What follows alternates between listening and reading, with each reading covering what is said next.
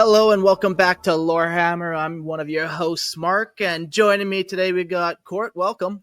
Thank you, Mark. Good to be here. I have teleported in via our new topic. So there we go.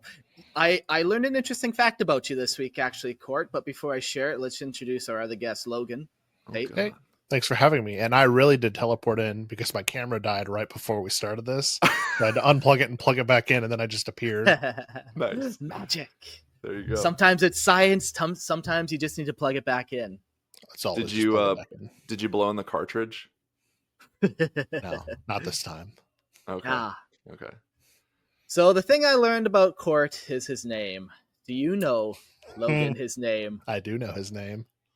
I don't know if it's a thing you're allowed to share, or if it's like, outing a person, but I learned a guy's name today, and it was hilarious to me, and I laughed because I had no idea who the heck was emailing me, and then I seen it, and here we are. Mm-hmm. Yeah, Court is short for something. But, I think you have to join the Patreon and pay money to actually know his true identity. Top Patreon person gets an email from Court with his full legal name. Oh, yes, there you go. I'm telling you, it's worth it. I was quite impressed with it all. Thank you. It's part of my name. It is part of my name, for sure. I heard him say it when he was talking to someone on the phone one time, and I turned around. I'm like, are you stealing an identity? Like, I was so confused. Introducing Court Anus. That's my stage name. Yeah, perfect. One of many. Yes. Yeah.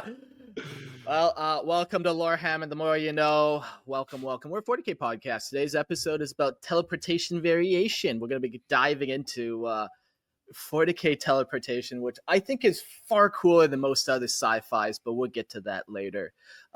Hey, we got a sponsor this week, an episode sponsor. We've never really had this well, we've had a few maybe, but episode sponsor. This episode is brought to you by Merlin Miniatures.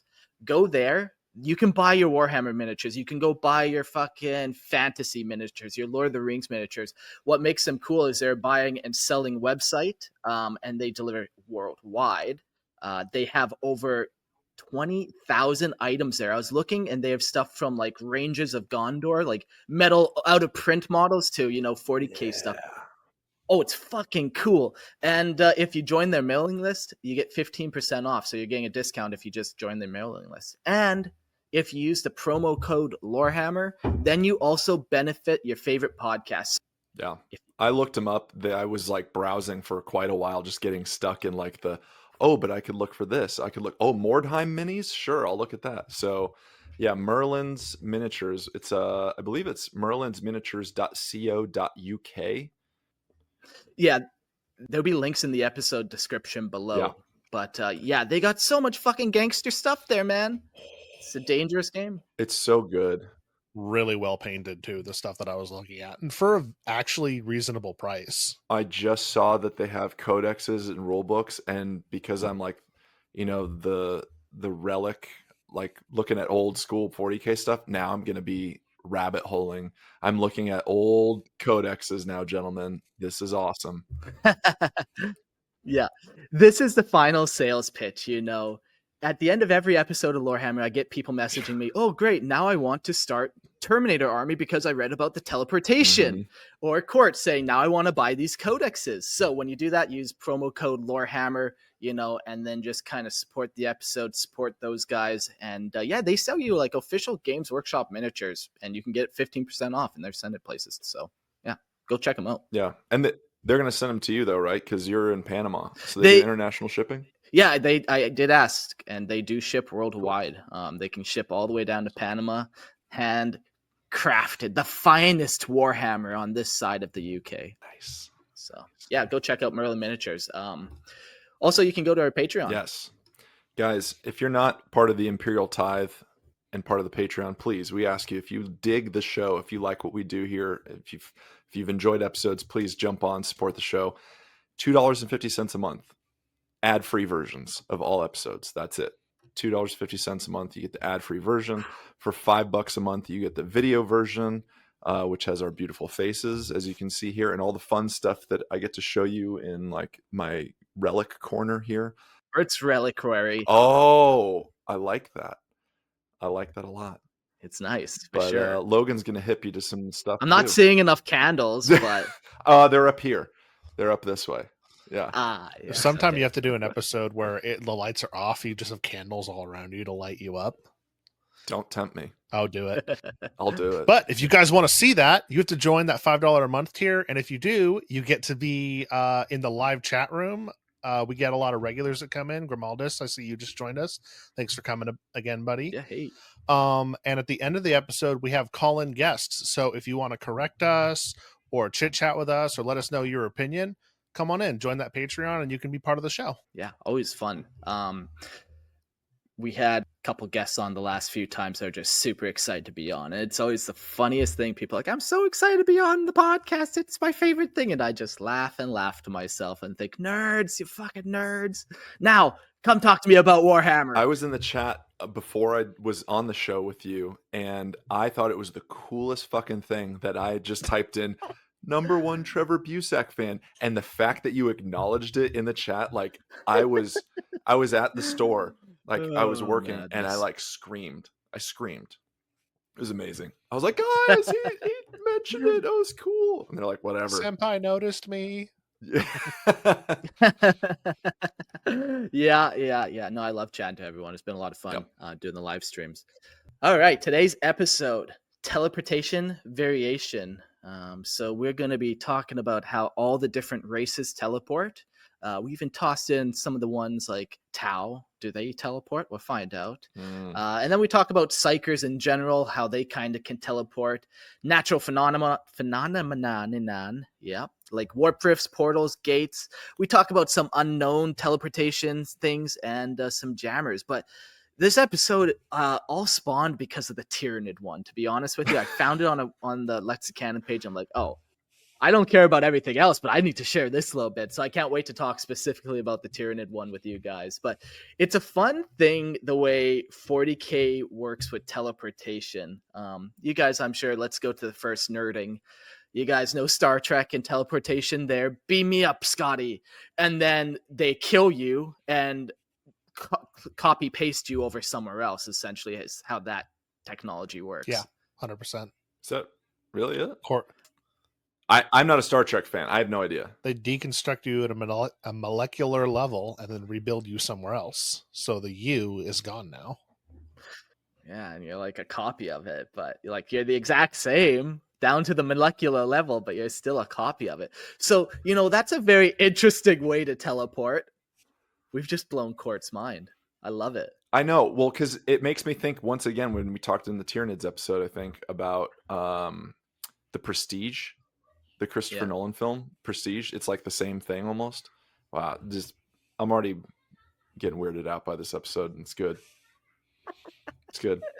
Because when you said, hey, we're doing the teleportation episode, I was like, what do you mean? Like I didn't express this, but I was like, is there teleportation in 40K? And then I was like, duh, it's all over the place. We just don't really call it teleportation.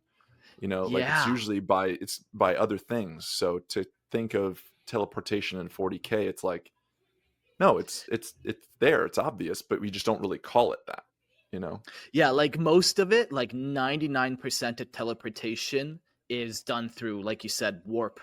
That like warp means it's not technological, like right. Star Trek, where it is that technological. They're not sending you through another dimension and you come out the other end. Not happening there with 40K. What I like about 40K is, though, chance of teleportation is still good that you die during it. It's a brutal thing going through the warp, so it's not a guarantee either which way you go about it. Yeah, it's wild. It's like a more chaotic version of Rick's portal gun in Rick and Morty. Because that's always just a perfect A to B, but there's A and B, and there's a bunch of stuff in between you have to deal with. Yeah. All right, teleportation. Teleportation in 40K is a brutal and volatile method of travel, tearing through the fabric of reality to hurl a person or object from one location to another in an instant. Whether achieved through arcane technology or through sheer psychic will, this process completely ignores the intervening space, ripping its user from one point in space-time and violently forcing them into another. I love it already. Like, it's just so 40k. It's you forcing yourself upon the galaxy, ripping it open. Like, yeah. No wonder it's sending demons out. Pretty. No. Yeah. What? Very grim. On the one sense, it almost is. Like, you get this swirling purple mist as you rip the galaxy open, and you know if you look in there, you could go mad. But it's still kind of pretty. I don't know why, but because you said look in there, you'll go mad. It's like they open it to teleport, then they just close their eyes and run right through it. Hope they get through it. Just Space Marines doing this. Cover your eyes, brother. It'll be fine, brothers.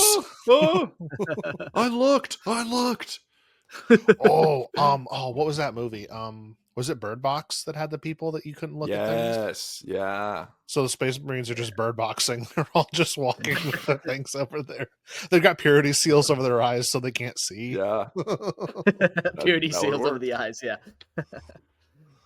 At its core, teleportation is a reckless gamble with the warp itself. Every known form of this ability, whether technological or psychic, relies on the Immaterium as its medium, flinging the traveler through its rolling madness for the briefest moment before spitting them back into real space.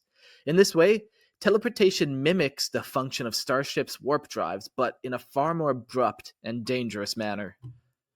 Yet the warp is never tamed, only endured. The longer one lingers within its grasp, the greater the risk of catastrophe. Unlike a ship making a calculated warp jump, a teleporter must sever its connection almost instantly or risk being lost to the horrors that dwell beyond reality. Because of this, teleportation is inherently limited, only viable for short-ranged leaps, such as from orbit to the planet's surface or between void ships. Anything further invites destruction. Despite the ever-present danger, this volatile technology or its psychic counterpart is wielded by numerous factions and species across the galaxy, each willing to risk annihilation for the chance to bend time and space to their will.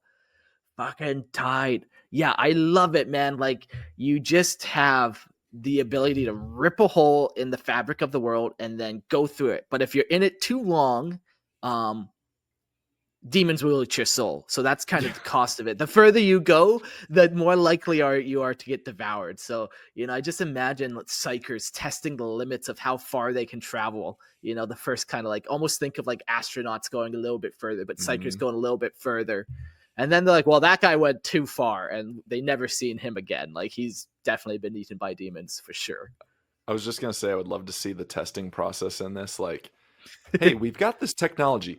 We're not 100% on it yet, but we need some volunteers. Steve? Human rights? Phil? What are those? Anybody? No? I'm picturing it's kind of like they're like, okay, go a mile. Boop. Okay, go 2 miles. Boop.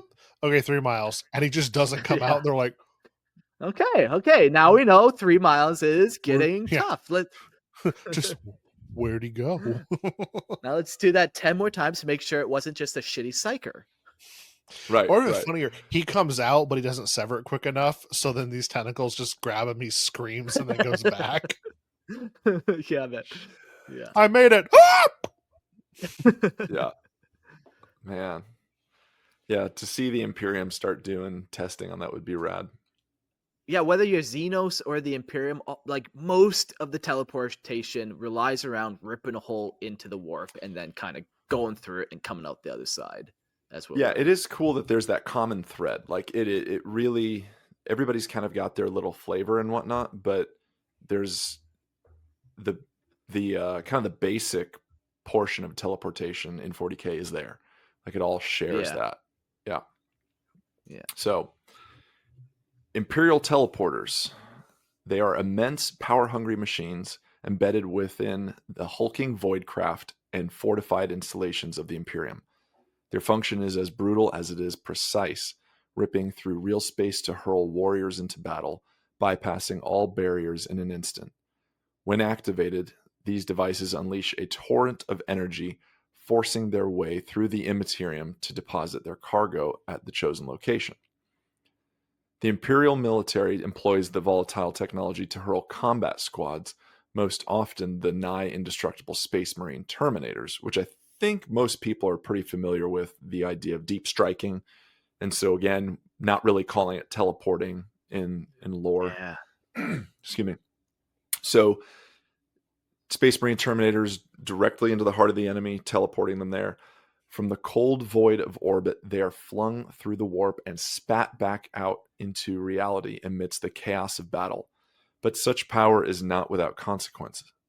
To prevent catastrophic failures, built-in safeguards strive to keep teleporting forces from rematerializing inside solid matter, an outcome that would mean instant agonizing death. Oof. Yeah, that's always the worst, when you're off by one number and then you teleport it into a wall. Yeah. Yeah. Not good. Fuck. Yeah. Jack in the chat asks, wait, the demons still eat your soul even with the reality bubble? With like just being such a small thing, they have countermeasures built into the suit and stuff, but just imagine the scale of a starship and like demons bouncing off the hull of it. You know, it's the scale of it's completely different than being a lone human and demons are bouncing off one person. Yeah, so it's just very dangerous. So you just got that like moment, that 1 second in the warp, and then you flip back out. Otherwise, they will eat you. And then you're going to have a bad time. It's not a good time. You're going to have a bad day for sure. You're going to have a bad day. Yeah. The roughest of days. Yet Imperial teleportation is far from limitless. Any object more than twice the height of a man strains the system to the point of collapse, overloading its mechanisms and ensuring violent malfunction. Likewise, teleportation can only penetrate structures up to 5 meters thick.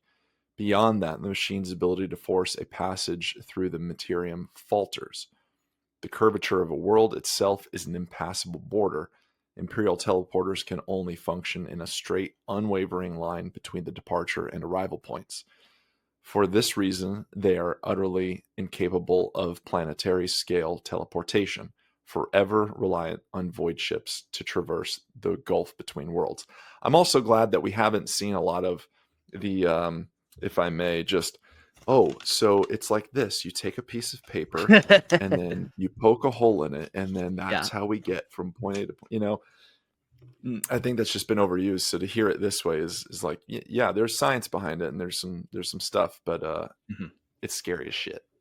Yeah, and it seems like the Imperium has two different scales where they have this smaller scale where you can teleport something twice the height of the man, but also they're teleporting starships, void ships, But then in that case, you have Geller fields, you have like navigators, you have a bunch more added technology or manpower abilities.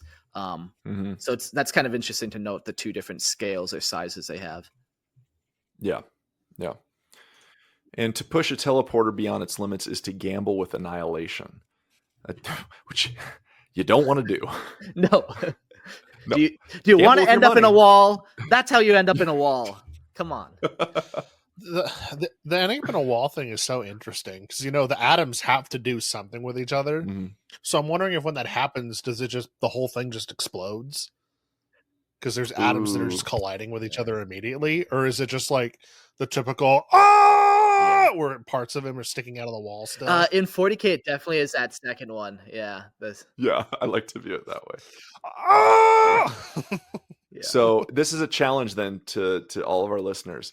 I'm calling you guys out. If you are like really good and fun at kit bashing and stuff like that, I want to see a wall of terrain with arms sticking out.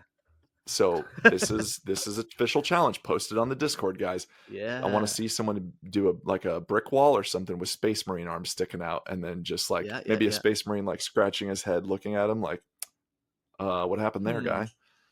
Yeah. Anyways, there it is. Back to the show. Calling you out though. No, I think it should be Orc boys, and then it counts as dangerous terrain if you go near it. So. Oh, I love that. Yeah. That's good. Awesome. So to push a teleporter beyond its limits is to gamble with annihilation. Attempting to break a thick structure or attempting to breach a thick structure or spanning too great a distance dramatically increases the risk of disastrous failure. The horrors of the warp always wait for such moments, eager to claim the reckless and the desperate. You're paying attention, Logan? Remember that? That's your little bedtime story. Jot that down. You only get it once. It just feels like such a okay, remember, the horrors of the warp await for such moments, eager to claim the reckless and the desperate. Yes, Daddy, I hear you. You're telling your 5-year-old, like, good night, sweetie. Remember, the horrors of the warp are going to claim you. Good night. What? So don't be reckless and don't be desperate. There you go. Oh, man. Some who dare such jumps are simply lost forever, never seen again, and others reappear grotesquely mangled, fused with stone, steel, or even living matter, their bodies broken beyond recognition. Oh my gosh. It brings up, and this is my first of the movie references, but it brings up images of The Fly with Jeff Goldblum. Sure, shit, yeah. Okay. So then, but it he goes from one point to the other, but there's he does it with the dog first, I think, and the dog just gets mangled. Oh, it's rad. I mean, it's sad, but it's also rad. So sometimes it's sad and sometimes it's rad, folks. That'll happen. That'll happen. That will happen. To mitigate these dangers, Terminators wield teleport homers, devices built into their armor that emit specialized signals, guiding them with razor-sharp precision through the Immaterium. Without this aid, teleportation is a chaotic, unstable act, scattering warriors across unpredictable locations or dooming them to emerge within unyielding rock or the gnarled roots of an alien tree. On Imperial warships, the maintenance of teleportation systems falls to the vessel's astropaths. Using their psychic talents, they carve a fleeting, fragile path through the warp, holding back its horrors just long enough for teleporting forces to traverse the abyss. Even so, many with the Imperium remain deeply distrustful of this technology. The Puritan elements of the Ordo Malleus scorn its use, seeing any reliance on the warp as a dangerous heresy. But in war, necessity outweighs doctrine. Imperial commanders understand that time and again, teleportation has turned the tide of battle, and no decree will ever see it cast aside entirely. And I think that's been said many times. I've heard it in History Channel documentaries and stuff, your travel, your ability to go from point A to point B wins wars. Yeah, for sure. I thought you were going to say you've heard on the History Channel that teleportation has turned the tide of war. Time and time again. As we all know, guys. Yeah, that's how we went. How did you get here today? I teleported. Oh, that was funny. I got this little blurb on what it would look like and feel like to go through a teleportation. We kind of have learned that they can teleport ships and teleport people, and this is kind of on the personal level. As a teleporter homer locks onto the designated coordinates, space ripples and distorts with a sudden gut-wrenching lurch. A crackling burst of energy erupts, sending arcs of blinding white lightning coursing through the air as if itself burns away in a shockwave of displaced matter. For a brief instant, there is only a void, a dark rift where the Terminator is neither here nor there. Then, with a deafening thunderclap, the massive warrior emerges, his hulking armor wreathed in ghostly after-images of the warp. Static charge crackles over its adamantium plating, and the scent of ozone and scorched air fills the battlefield. If the teleportation was unstable, flickering echoes of the warp may linger for seconds longer, revealing ghostly apparitions of things best left unseen. But once the energy fades, the Terminator raises his storm bolter, and there is no more to delay. Only death and destruction await. Oh, that's cool. That's cool. Yeah, I love the smell of the burning ozone. These kind of the visual. You smell it, you hear it. All these different cues that happen when you're about to get fucked up by a Terminator. Yeah. And the teleport homer is a mini. It's on table. You can see, I think with Terminator kits, they give you like the little beacon. I've got one. Thank you, Logan. Perfect. Yeah. Oh, I love it. Yeah. So I don't play Space Marines currently, and back when I was using Terminators, I don't think they had that. I know. But so that's your marking point of like where you're deep striking then? No, I think in this current one, the teleport homer, you can put it somewhere, and if the Terminators are already on the field, they can go back to the teleport homer. Oh, that's cool. Yeah, now I'm going to double check that to make sure I'm not lying. Yeah. What would burning ozone smell like? Have you ever driven in Los Angeles? It's pretty close. No, that smells just homeless people. You don't worry about it. That's a different scent. No. Okay, so funny. I was in LA last year, and I had only ever driven in LA in small cars, my family cars, and I remember it being super, super stressful. I have an F-150 now, and I went down there in the F-150, and it is a lot less stressful because nobody wants to play chicken with the F-150. So I'm like, oh, I'm going to change lanes. Suddenly, no one's trying to cut me off. They're just letting me change lanes. I'm like, oh, this is the way to do this. There you go. That's nice. As a former Hollywood driver, I can attest to that. Yeah. Well, that's a crazy place. Mm-hmm. Me and Eric, we did a motorbike trip from Calgary down to LA and then back up through like Las Vegas and stuff. It was pretty wild, man. That was a fun trip. Dang. Yeah. That's cool. I stand corrected on the teleport homer. You can put it somewhere on the battlefield and use rapid ingress for 0 CP. You have to be set up wholly within 3 inches of the token and not within 9 inches of any enemy models, and then the token is removed. Interesting. Cool. Oh, okay. That's cool. We just shoot those little markers down. Cool. Yeah, that would be cool. Just like it. This would be terrible, but since most boards are wood with foam mats on them, it'd be really funny to throw a dart that then flipped out like this. Like, I'm going to go there. Chunk. Yeah, I'm in. It's like, why is your table all messed up? Because I have one really funny thing to do. Dunk. That's cool. But speaking of Astartes and Terminators, we can't ignore the Chaos, especially the Heretic Astartes.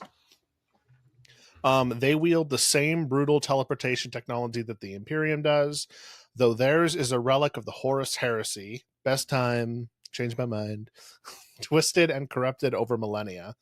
These machines, ancient and blood-stained, still function with terrifying precision, hurling traitor marines through the Immaterium into the heart of battle. Unlike the weak-willed loyalists, Chaos Space Marines have no fear of the warp's madness. I know, I like that. I like that. Emperor's Children, let's go, bro. We just did that episode. Chaos Space Marines have no fear of the warp's madness. Their allegiance to the dark gods shields them from the nightmares that lurk beyond reality. To them, teleportation is not just a tool of war, it is a communion with the abyss, a plunge into raw chaos that fuels their unholy existence. Yes, the Obliterators, grotesque fusions of flesh, metal, and demonic power, take this even further. Unlike their mortal counterparts, these biomechanical abominations do not require teleporters at all. They simply vanish and reappear at will, tearing through the veil of reality as effortlessly as a blade through flesh. However, how they achieve this remains a mystery to Imperial servants, much like everything else about these warped, inhumane monstrosities. Dude, I love the models for those. I know there's only 2 right now that are usable. I also didn't remember them being able to teleport, but they're so cool. Yeah, man, they're awesome. Mm-hmm. I have my Iron Skulls Warband, which is basically a bunch of obliterators, and yeah, man, they're so cool. Just you pick up a gun and now it kind of melds into your body, absorb it, and you can recall it at will. You get a little more powerful. All of a sudden, you can make bullets for that gun. You get a little more powerful. All of a sudden, you can teleport. Like, they're so fucking cool. It's still a goofy model. I love it. I remember the old metal ones because my buddy Grant used to play those, and they were a nightmare to put together. But the new ones, it's still like the guy's head is the normal Space Marine size, and he's just like huge. It's goofy and fun. I love it. Yeah, all bulked around. Yeah. The They had a cool. I don't think they do it this way anymore, but when they first rolled out the new versions, you had to roll a dice for the number of shots, the strength of the shot, and the damage of the shot. Yeah, I think so. Or it might have been the AP, but you had to roll 3 dice to decide what it was going to do. I remember Mike and I were playing that, and then Mike was like big on obliterators, like that was his army. And when they changed it to you could only take like however many in the army it was, like a few months ago, he was like, I'm done. I'm not playing this army anymore. I can't play obliterators. I like them, man. They're cool. They're so cool. It do be that way. Like I liked how chaotic it was, because when I was doing them a lot, it was that rule where you're rolling a bunch of dice and you don't know what you're gonna get, so you're just hoping every time you shoot you get a good dice roll, and then sometimes you do, and it's fun. It's a lot of fun. Obliterators are like a box of chocolates. Sometimes. Yeah. Older editions, if you go farther back, you used to be able to choose, like, okay, I'm shooting lasgun specifically, and then you couldn't reshoot with that weapon anymore. But dang, that's cool. Yeah, my when I told my friend how the obliterators worked, he was like, "That's not how they work," because he played older editions, and he's telling me, "No, you pick the last gun and you fire it." I'm like, "Well, not anymore. Now you just roll and have fun." Then he starts telling me about the turn dials that they used to have. The what? In I think first or second edition, you couldn't just turn your tank. You had to actually set up a dial and measure the radius of the tank you were turning. Oh man, nice! Like it was insanely brutal. It's one of the early editions. That was one of the first things I got rid of. But anyway, while you're looking at that, moving on. Yeah. The truth is not hard to decipher. Most obliterators were once traitor tech marines, their minds and bodies consumed by the horrific technovirus that reshaped them into the living engines of destruction. It's unholy affliction gifted by the dark mechanicum that allowed them to integrate teleportation technology directly into their cursed flesh. They do not merely use the warp, they have become a part of it, traversing its currents as easily as a demon shifting between worlds. Dude, these things are so much cooler in this section than they are on the tabletop. Oh, they're so cool, man. Even your last sentence is cool to where, like, I'm going to start using that. Like, my boss will be like, do you think you can handle that? Is that good? I'll be like, oh, dude, it's just easy as demons shifting between worlds. It's just that easy. Super simple. Just as easy as demons shifting between worlds. And the horrors of the warp are going to get you. Good next to Don't be desperate and reckless. Yeah, that's the cool thing, though. Like, and I think Lorehammer does such a good job of this. And I'm not going to pat myself on the back yet because we're still pretty new to this. But like, after enjoying over 100 episodes of you guys, I think Lorehammer brings that lore to the tabletop. When I started playing again, and I, fell in love with Necrons in 10th edition, it was like, I know all the lore for them, like, or at least I boned up on it from listening to you guys for the past couple of years. And it was like, now when I do certain things on the table, it's like, oh, that's the lore that comes into play.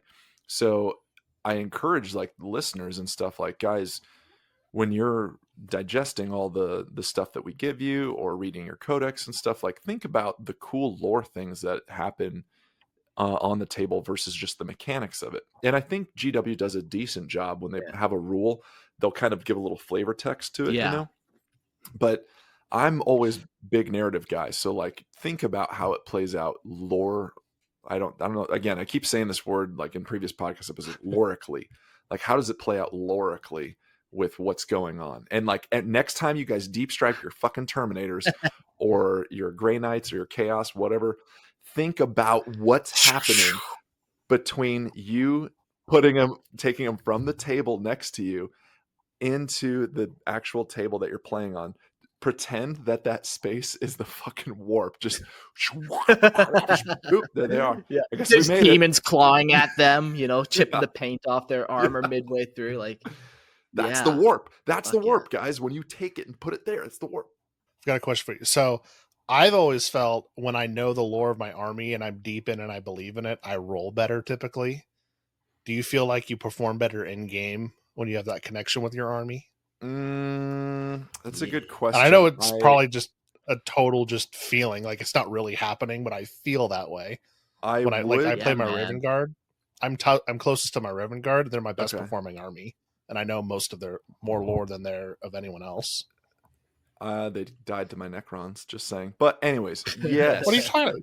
No, how dare? Oh, that game. Yeah, never mind. I take that back. That game. That's right. That was funny. I would say yes, but there's sometimes like I just get shit rolls, and I'm just like, this sucks. Yeah, this sucks. Anyways, I do feel like though, whether you roll good or you don't, if you're playing like lorically how that army would, if you're playing your guardsmen and you're doing just trench runs, you're just swarming them with bodies, you're having a good time. Yeah. If you're doing like the one thing with my Obliterators that I had to do was I had a Chaos Lord who wanted to become a Demon Prince, so I had to challenge enemies in close combat, and that was my goal. Let's go. And it was just it was such a tough thing to do. Every time I tried it, I always got stomped because it was just like one lone Chaos Lord going up against an enemy character, and he'd always get stomped every time. But that's what he had to do, man. That was his goal. He's never going to ascend a demonhood unless he actually kills somebody else, And I love playing games like that where, you know what's happening, or like, there's a little bit more going on here. You've added your own little fluff. I did that with a friend one time because our games always went one way or the other, so we just rolled dice to see who was going to win. And it's like, oh, I got first turn. Okay, I won. But now we're going to have fun. So we set up our army in a circle in the middle of the field, and our warlords just rushed towards each other and had to fight in the middle of the pile of armies. That's cool. It was a lot of fun. That just makes it think of the movie Troy, where Achilles does that. Yeah, the warlord to the front, all the other armies like, well, yeah, that's it. Whatever happens. Yeah. It was Khyven Shrike versus Ragnar Blackmane, surrounded by a bunch of Terminators and aggressors from both factions. Oh, it was so much fun. Nice. Who took? Go Blackmane. Yeah, who took it? Shrike did. Nice. Cool. Dude, so pound for pound, Ragnar could beat Shrike if he starts the encounter, but Shrike has a much further shooting pistol and is a lot faster than Blackmane. Yes. So get faster, Wolf Boy. Yeah. Okay. Easy. Mark, you said something that I'm just picking up like gems here, gems of the episode where you're like, look, you're not going to ascend to demonhood unless you kill people. Like, I'm going to start using that now too. Like, versus like, get off your ass, like get moving. Like, look, you're not going to fucking ascend to demonhood unless you start killing people. I could be a motivational speaker for Chaos for sure. Should I go get groceries today? I don't know. It's kind of late in the day. Look, you're not going to ascend to demonhood unless you start fighting people. And that comes from going to the grocery store and buying meat. Get swole. Step 1. The new Lorehammer University that's going to open up. 10 Steps to Success, brought to you by Trevor Buzak. Yeah, that's a book you'll want to read. Yes. Oh, yes. All right. Now, the reason we have all been gathered here, honestly, is this Tyranid portion. I read about this creature, and honestly, like I said, I'm like, okay, I got to do a whole episode now. So here we go. The Tyranids do not rely on the cold, mechanical teleportation like the Imperium sterile devices. Instead, they tear through reality itself with the raw, brutal violence of the teleporter worm, a grotesque bioconstruct that shreds the fabric of space and time. The worm's body exists primarily within the warp, a living, pulsing mass that extends its hollow, writhing feelers into real space.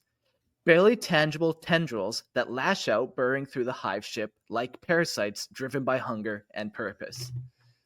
These feelers anchor themselves into various parts of the hive ship, and then from them, cysts swells and bursts open, creating a grotesque portal that the Tyranids use to warp across their dominion.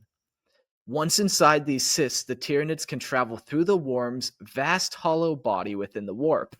Are you following here? We got layers and layers here of creatures. I'm going to wait for you to get through this, but I have something tangentially related to this. The Tyranids can travel through the warp's vast hollow body within the warp, reappearing elsewhere in the ship with all the ferocity of a storm of hunger, terror, and claws. The hive mind directs them, controlling every violent twitch of the worm's insidious form, making each jump a quick, instinctive burst of destruction. But this unholy teleportation is not so easily fooled. The feelers of the teleporter worm are acutely sensitive to the unique secretions of the tyrannid flesh, the very essence of the hive mind. If anything else dares enter the teleporter cyst, it is instantly rejected, drawn into the worm's hellish digestive sacs. Trapped in a nightmare of the warp, it becomes prey, its body left to rot in the worm's maw. No armor provides protection. The digestive juices cannot break it. If the digestive juices cannot break it down, and so the victim is held, is lost. Sorry, I worded that one very weird. But you get lost to warp magic if you can't, if your armor's too good. For years, decades, centuries, the armor-clad bodies fester in the nightmarish pocket, only expelled when the worm's digestive cycles are finally spent. What emerges is a horrific testament to the time, alien carcasses, twisted artifacts, and rusted remains of the once unknown victims, remnants of lives and worlds long destroyed. Dude, so this thing's like a museum once it dies, or once it passes, only when expelled. So hang on, when it shits. No. So like this creature, like let's say some Death Watch kill team members start to feel like they're superior and they raid a hive ship, and then they go into one of these teleporter cysts not knowing what it is. That will then teleport them into a digestive sac. And yeah, if there's stuff that the creature can't digest, it will then excrete it out, or have like a specialized room for it. But yeah, man, like you kind of said, this treasure room of all these ancient relics of devoured races in there. It reminds me of, it kind of reminds me of Dune a little bit, but it also reminds me of, if you guys ever watch Parks and Rec. Yeah. Yes. When Andy gets his cast off, he gets his casts cut off, his legs broke, and like he finds like his army man, like a pirate or something. Like there's like lollipop. Yeah. There's just all this shit from his past like few months, like stuck to his leg. Yes. Yeah, Jack, it's a loot worm. You're right. It's a loot worm. Yeah. So like they open it up and there's just all this shit in there. Like that would be so cool to see all this stuff. And guys, I encourage you, I'm not going to say much, but I encourage you to look at the image of this on Lexicanum and try not to laugh. That's all I'm going to say. That's it. Yeah, man, this makes me want to do like a one-off RPG where a rogue trader gets the balls to try to go in there to see what there is, you know? And how are they going to do it? Yeah, man. Like, oh man. What this reminds me of, because I'm playing through Doom Eternal right now because the new Doom Dark Ages is coming out. But in the Doom games, there's a lot of fleshy overtake of a bunch of things, and there are hell nests that are just like a giant cyst. And if you pop it, it triggers a bunch of demons to come out of nowhere. So that's what I was thinking of when you're talking about this. Court looks mortified by the hell nests. Don't like that. I don't like that. Rip and tear until it's done. Overgrown flesh. Oh, it really is. It's rated M for a reason, but it is such a fun and good game. So, the teleporter worm. At the heart of this hellish system lies the teleporter nexus, the core of the Tyrannid teleporter network. A writhing sentient organ, the nexus controls the flow of the warp through the ship, extending the worm's feelers through the hive ship's very bones. The nexus is a delicate thing. A single strike, a single tear, and a worm recoils, retreating into the safety of the warp, leaving behind decaying, festering cysts where once there was movement. These now static growths rot through slowly, a cancerous blight eating into the ship's hull. Without the nexus, the very means of Tyrannid teleportation falters, leaving the once great hive ship crippled and a shell of its former self. It's very interesting, the effect of the warp on this hive ship. Like, so, you know, it gets a cyst and the teleporter worm is latched on and it's all good. But as soon as that thing recoils and like lashes back, all of a sudden you get like the corrupting influence of the warp where it just starts to rot around that cyst and decay and spread towards the rest of the ship. I can see why you were excited to get to this section. Yeah, they're so cool. Yeah, it's so different. It's so different than the usual. You just go into a creature that's in the warp, and then you walk through these like tunnels, and you can just imagine the skittering bugs just running through these hollow arteries to teleport from ship to ship. It's very interesting too. This teleportation, it didn't seem like it was capable of going from ship to planet. Let's say, you know, it seemed like you need that other kind of point where you could kind of get the cyst to grow. And how would you do that? Just like with a tyrannid creature, I think like the hive ships are big enough that you could have that cyst. Like maybe you could do it on like a capillary tower, but maybe it needs to be alive too or something, you know? Could spores grow into the cyst, perhaps? That's what I was thinking too. Yeah, because like the ship shows up and it's just spreading the spores around, and then the spores form a little nest, and then it pop. Here comes the Tyranids. Yeah, that's wild. I think it's cool that we're 3 races into this, and it's like, look at all the different flavors of teleporting we have. Yeah. And other than the fact they all use the warp, they're all totally different. Yeah, I like it. Like I said, pretty unique. This one by far was my favorite. I can see why. Like I said, I think I might have to do a one-off rogue trader. Let's go find what the fuck's in that beast. Let's do it. Let's loot it. Let's get back home to our wives. But you don't tell the crew, like you just say like, we've got this idea, like we're going to go loot this thing. You're going to loot this ship or something. And they get there. They're like, what the fuck is this? Like you don't tell them what they're actually getting into. Yeah. This sounds like a chaotic D&D session. This is kind of very Sarlacc pit from Star Wars as well, where like if you get trapped in this digestion pit, you're kind of just like stuck there till you're dead. Like that's 3 franchises we've tied to the Tyranids. I was thinking that the big planetary worm too, in I believe it's the first one, A New Hope, where Han Solo flies the Millennium Falcon into the crater, but then it turns out to be like in the belly of that big planetary worm. That's the 5th one. Asteroid. It's Empire Strikes Back? Yeah. Because they go through the asteroid field to escape the Superstar Destroyer, and then they go in it and they're like, this is no cave. And then they have to fly out of it. Oh, yeah. Towards the end. Yeah. Okay. Yeah. I got you. Thank you. I appreciate it. Good. Spoilers. No, yeah. So the next, that's all I had to share about Tyranids. That's kind of their way. But it's interesting, like all these little, like the ways Tyranids have managed to kind of get around. You know, whether it's through actually teleporting through this creature or using the narwhal's kind of gravity locking mechanisms for travel. It's just very interesting how they kind of use not so much like gasoline or like technology to get places. It's just kind of these natural organisms using natural forces. I think it's far scarier that way too, almost because it like the idea that you're building something to like tear holes in reality and stuff is terrifying already, and we've covered that. But like these guys just do it. Yeah, like it's a natural thing that they can kind of just do, and in the grossest way possible. Yeah, and they do it safely too. Like of all the ways for teleportation, I think this one is the most safe. Now, to be fair about this one, it's the most limited. Like I said, you kind of need those feelers locked onto different sys points. Like you're not just teleporting to the planet instantly when you roll up to the planet like you are with Terminators. But right.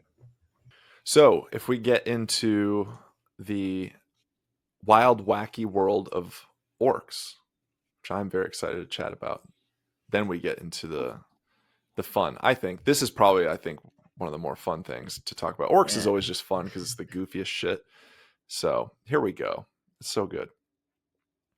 Ork mech boys are born with a violent, instinctual grasp of technology. Their brutish minds hardwired for destruction and innovation in equal measure. Among their crude but terrifying creations, teleportation stands out as a marvel of brutal efficiency, one that defies logic, yet reshapes battlefields in unpredictable, blood-soaked ways. Despite their crude demeanor, Orks have managed to harness teleportation with a savagery that surpasses even the most advanced civilizations, including the tech priests of mankind and the ancient Aeldari. Yeah. It's cool. I got a good summary for this little portion here. Orc told me about teleportation. Oi, second eye is there, Nick, second eye is there. There's lots of flashing, lots of booming, and if the mech boy got it wrong, you come out on inside or on fire. And there you go. So that is by far the worst Orc accent, but we got it. That was poetry. Yeah. Pure Either poetry. you come out inside out or it was on slightly fire. Rastafarian for a moment. Hey man, either you come out inside out or you come out on fire, man. It was slightly. Yeah. Oh, it's Classic. so good. I think the testing for this would be cool too. Like we talked about seeing the Imperium go through the testing, but like orcs discovering this and then like, okay, well, what can we do next? Teleport that little squig over there. You're like, teleport him inside. Yeah. Kill a claw. Put him in the wall. Well, the funny thing with how their magic works, if they believe it enough, they could just believe we're going to teleport a planet, and they might actually teleport a planet. They've done it before, and they'll do it again. Yes. Court hates that. There's limitations to it, and I think it's cool to think like if enough orcs believe it, it's true, and it's I'll go with you on that. I'll go with you. That's cope. The only limitation they have is enough of them believing it.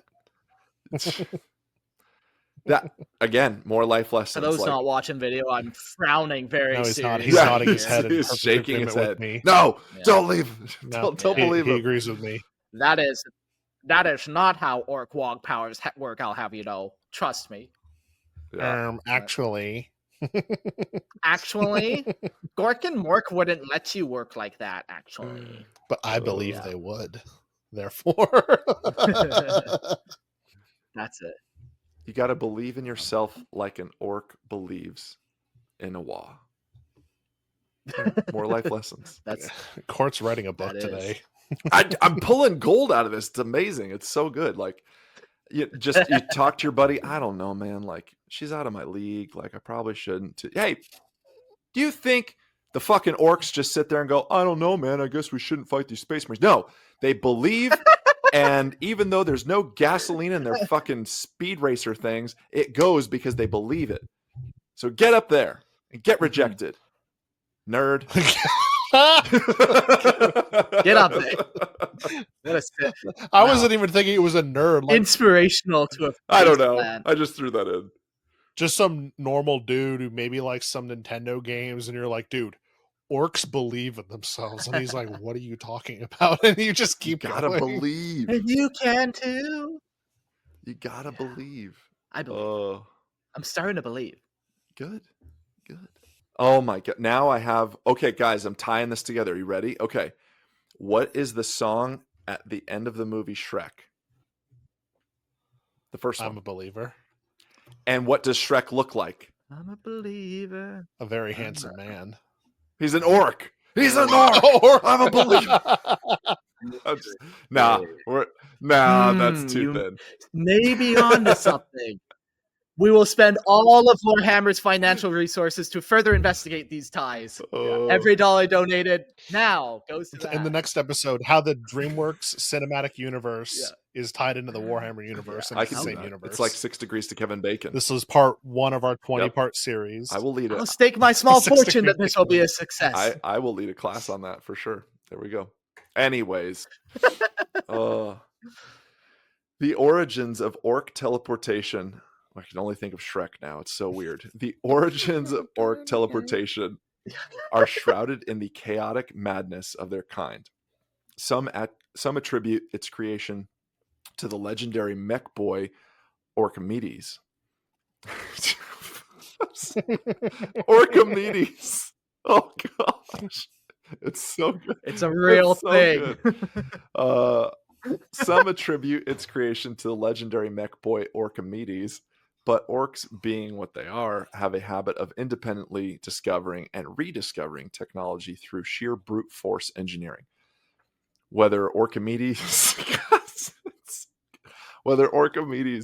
was the first or merely another mech who stumbled upon its secrets is unknowable. and ultimately irrelevant, because the only thing that matters is that the teleporter works, usually. And if you don't, you're just stuck in the warp fighting demons, and technically you're fighting, so it still works. It's a win-win. It's a party either way. It's a win-win. I love the phrase sheer brute force engineering. Mm-hmm. It happens. Yeah, exactly. Oh yeah, you were Sparky. You know what happens. I've done some things in my life once or twice. They're like, this will work. Yeah. I hope no one looks at it, but it's gonna work.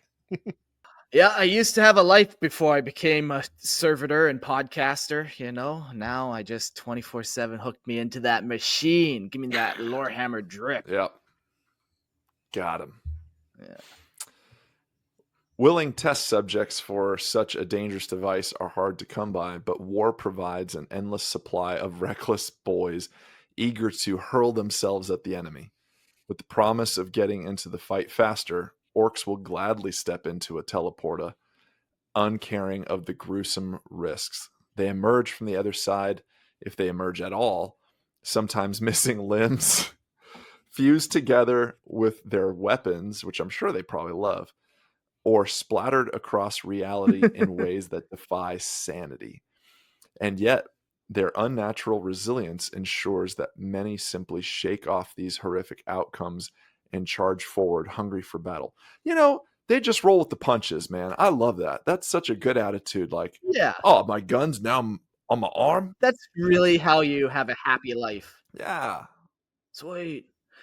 Now I don't ever have to worry about putting it down. Yeah. I want a unit that is just, it's 30 wounds, it's tough 5, whatever the orc boys are, and it's just a blob of them melded into one giant thing with weapons sticking out of all sides of it. Oh, hell yeah. I want that on the tabletop. Yeah.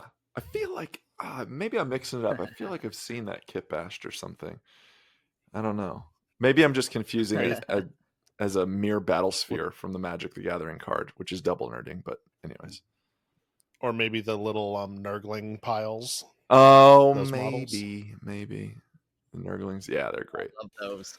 Man. Yeah. The AdMech, Adeptus Mechanicus, has long struggled to understand how orc teleportation actually functions. Which I love the idea of a tech priest just like, I don't fucking get it. I don't understand. This doesn't make sense. Unlike these wires aren't even plugged into anything. This has a battery, but the battery's not even charged up. And this has like a fucking 12-volt plug. What is this doing here? He needs to read the teachings of Archimedes. Yeah. This one's just got a hamster and a fucking wheel. But it works. But it works every time. How? I know. Logan just teleported out of the podcast. I did. I was going to speak the truth of Orklid. Yeah. The famous orc mathematician. Yeah. A flicker. But they said what is it? Orklid. I just want to make up the famous Greek mathematicians and philosophers, but put orc in their name now, like Orkalidi. Yeah. Archimedes. I like it. So the AdMech have struggled long to understand how orc teleportation functions. Unlike the ordered logical mechanisms of Imperial technology, orc teleportas feed on chaos, blending crude mechanical power with the unrelenting force of orc belief. I want to just make the distinction that they don't actually feed on chaos, like necessarily chaos in the sense that we think of it. It just feeds on the unruly nature of what they're doing. The energy source itself is an abomination. Some grotesque fusions of thermal and psychic energies, allowing the greenskins to rip open reality and fling themselves through the void. To the Mechanicus, this is heresy in its most pure blasphemous form. By all known laws of physics, this should not work. But orcs don't care about laws. They care about war.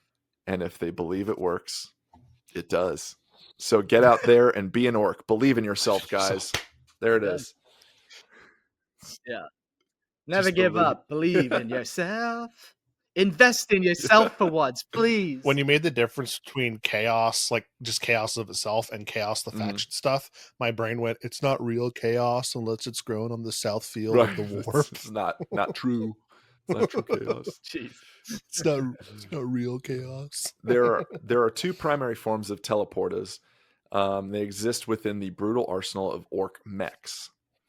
The first is the personal Teleporta, a savage parody of the Space Marine Terminator teleportation system, allowing a big mech and his chosen warriors to materialize straight into combat, often in a hail of gore, wreckage, or confused violence. The second, which is far more terrifying, is the Teleporta platform, a monstrous battlefield-ripping device capable of shifting entire war machines like the towering Stampa from one end of the war zone to the other. When it functions correctly, it is devastating. When it does not, well, an Ork war machine spontaneously erupting in the middle of an enemy stronghold, half melded with the walls and screaming in mechanical agony, is still a net win for the greenskins. It's good all around, guys. It's still good. It's determination is what it is. Yep. I love that. It's pretty fucking cool looking. It's pretty cool. Yeah. Plus now it's your fortress because it's half of what you built. Yeah. There you go. One of a kind decorations, one of a kind decor. Law of possession. You possess the mech, and now you possess a fortress. During the War of the Beast in the mid-32nd millennium, Ork mechs reached new heights of nightmarish ingenuity. Their crowning achievement, the attack moons, massive fortress-sized planetoids capable of interstellar movement. These horrors did not rely on the warp, but instead carved through reality using what Imperial scholars called subspace corridors, existing in a terrible limbo between the Immaterium and the Immaterium. Unlike the reckless warp jumps of humanity, this method was disturbingly stable, but stability did not mean safety. The arrival of an attack moon was heralded by reality itself shuddering under the strain. Tectonic plates cracked, gravity fluctuated in madness, whole climates shifted, and worlds screamed under the weight of its approach. By the time the moon fully materialized, the battle was already lost. Kind of a Tyranids vibe there when they're about to invade a planet, like everything starts going to hell. Yeah, I'm looking at pictures of that right now, and it's funny the range. What's up? I want to look too. I'm looking. Oh yeah, it's funny the range of what people think these look like, because some of them are just a moon with 1,000 rockets attached to the back of it. Some of them are a mechanical sphere with some arms jutting out, and a lot of them look like Unicron from the Transformers. Interesting. Yeah, it's crazy that you can teleport something that big, first of all, but also like that backlash of reality flooding in after it, is 10 times more than what planets can handle. That very cool. Oh, and they'd probably just love it too. Yeah. Like you said, it kind of destroys half the planet before they even get there. Softens up the defenses. Yeah. I'm picturing one getting stuck in the warp, and the demons are like, haha, we found something cool. And the orcs are going, let's go. So the demons are bum rushing their moon. Yeah.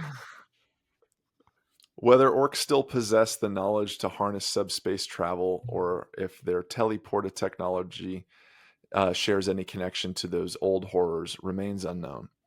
Perhaps the secret is buried within some long-forgotten mech's crude blueprints, waiting for another mad genius to stumble upon it once more. Or perhaps the orcs simply don't care, content to fling themselves through reality's skin, laughing as they emerge, sometimes whole, sometimes broken, but always ready for war. Ooh. Whoa! Yeah. Whoa! I kind of have an orc behind me. Yeah, you got the Hulk. That's pretty darn close. I got the Hulk. Hulk's a little orky. Fuzz says, yeah, if the moon randomly shows up, that's going to fuck up your gravity and ecosystem. Then Jack says, would the moon show up in orbit or in the actual gravitational pull of a planet? I imagine it just shows up and then it might like sync itself up with that planet orbit. But yeah, what would that really cause? That would mess with everything, I'm sure. But, I don't think the orcs are trying to do minimum devastation jumps where they're actually putting in the math to make sure everyone, including themselves, are safe. I don't think that's their vibe. Orcs are the reverse of OSHA. There is no safety standard. Yeah. Yeah, Orks are cool. Yeah, they have the ability to teleport, and sweet.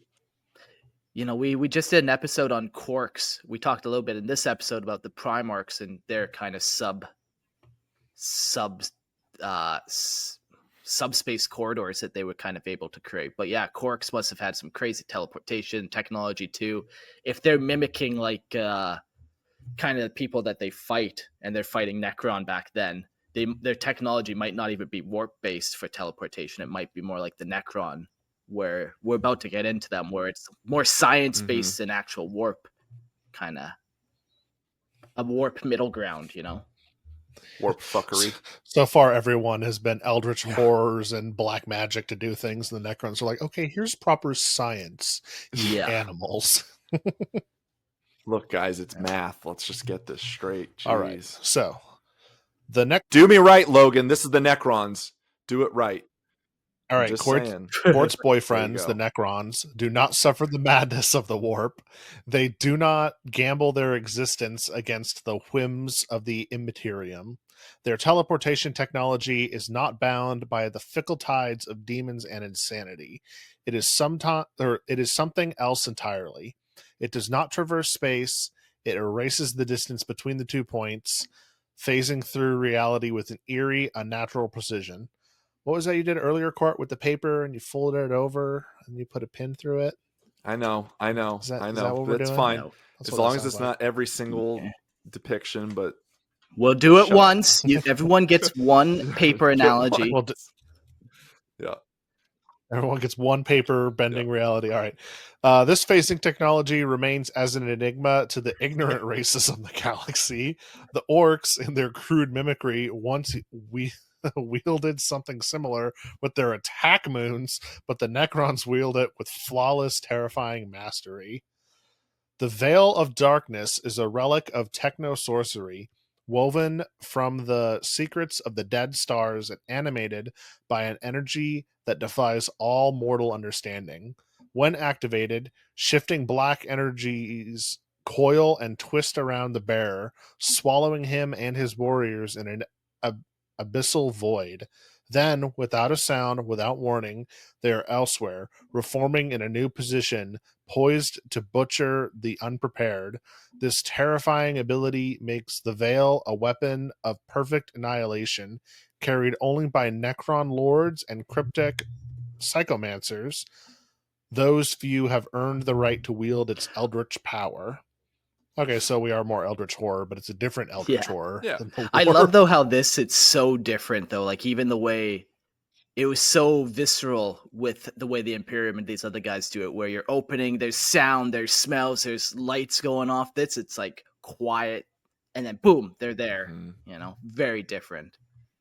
It's not as brutal. And a great rule, too, on the table. I take this as an enhancement, like every time I play. And if you're not engaged, you can basically once per game just pick up your unit of immortals or warriors, as long as I think it's the overlord and whatnot can take it. Pick it up and then put it anywhere on the board 9 inches away from an enemy. Just boop, pop it down. It's very cool. Yeah. I hate the immortals. They are such a good unit, and they're so annoying to deal with. They're almost too good in my opinion, and that's pretty hard for me to go. This is busted, but they're right there for me. All right. Every Veil of Darkness is forged from transpose idiom, a material so rare, so utterly unique that entire wars have been waged over mere fragments. To possess a veil is to command the battlefield itself, shaping the flows of slaughter with surgical, merciless precision. Beyond the veil, Necrons employ teleportation. Does I say matrices? Matrices. Teleportation mattress? Matrices. Wait. Yes, that makes more sense. I'm dyslexic. To be leave me alone. New canon. Like, well, we have the teleportation mattress, and they just point to this. Like, that's. No, yeah, they sleep forever. But I was still thinking of the teleporter pad, so my brain was like teleportation and I don't know why my brain picked mattresses for that word when it's clearly matrices. So and the other word, wait, Beyond the the other Veil word too that we went before the show, and I was like, this is going to be a tough read, and you spaced it out, and you still got it wrong. Yes, you did. No, I didn't. Transposidium. Transpositanium. Transpositanian. I read it like 3 times before I actually got to the section, and that's how I read it in my head. And then I got there and I just blanked. Court, let's figure out how to say things so we don't make a mockery of ourselves in the middle of the show. Court, okay, you made a mistake. No, I just thought it was funny that you're like, oh, thank you, I got this. Just don't. Just be better. Just be better, you know. Yeah, just be anything for content. I hope I just chat need you to believe this. like an orc. Telemattress. The telemattress, yeah. The chat is going. The chat is going. I love each other very much. And if you're an Imperial Tithe member, you can see this chat making fun of me live and in person. It's great. Yeah, that's nice. Sorry, please continue. I'm not fixing it. The teleportation mattress, infernal constructs that allow sentry pylons to phase into reality from hidden tombs, deploying from beneath the ground, across continents, or even from distant worlds in a blink. Gauss pylons, vast engines of obliteration, descend from the void like silent harbingers of doom, while Necron monoliths, those vast mobile bastions of death, writhe through reality itself, emerging on the battlefield in defiance of all natural law. The Imperium watches in horror as these monolithic war machines simply appear, bypass defenses, evading destruction, and positioning themselves with terrifying efficiency. The Necrons do not teleport, they unmake space itself, and when they arrive, there is no escape. And they make it fucking look easy. They make it look so good. Okay. Yeah. Okay. You say that. Seamless. I've only run into a Necron monolith once on the tabletop, and I punked it turn 1.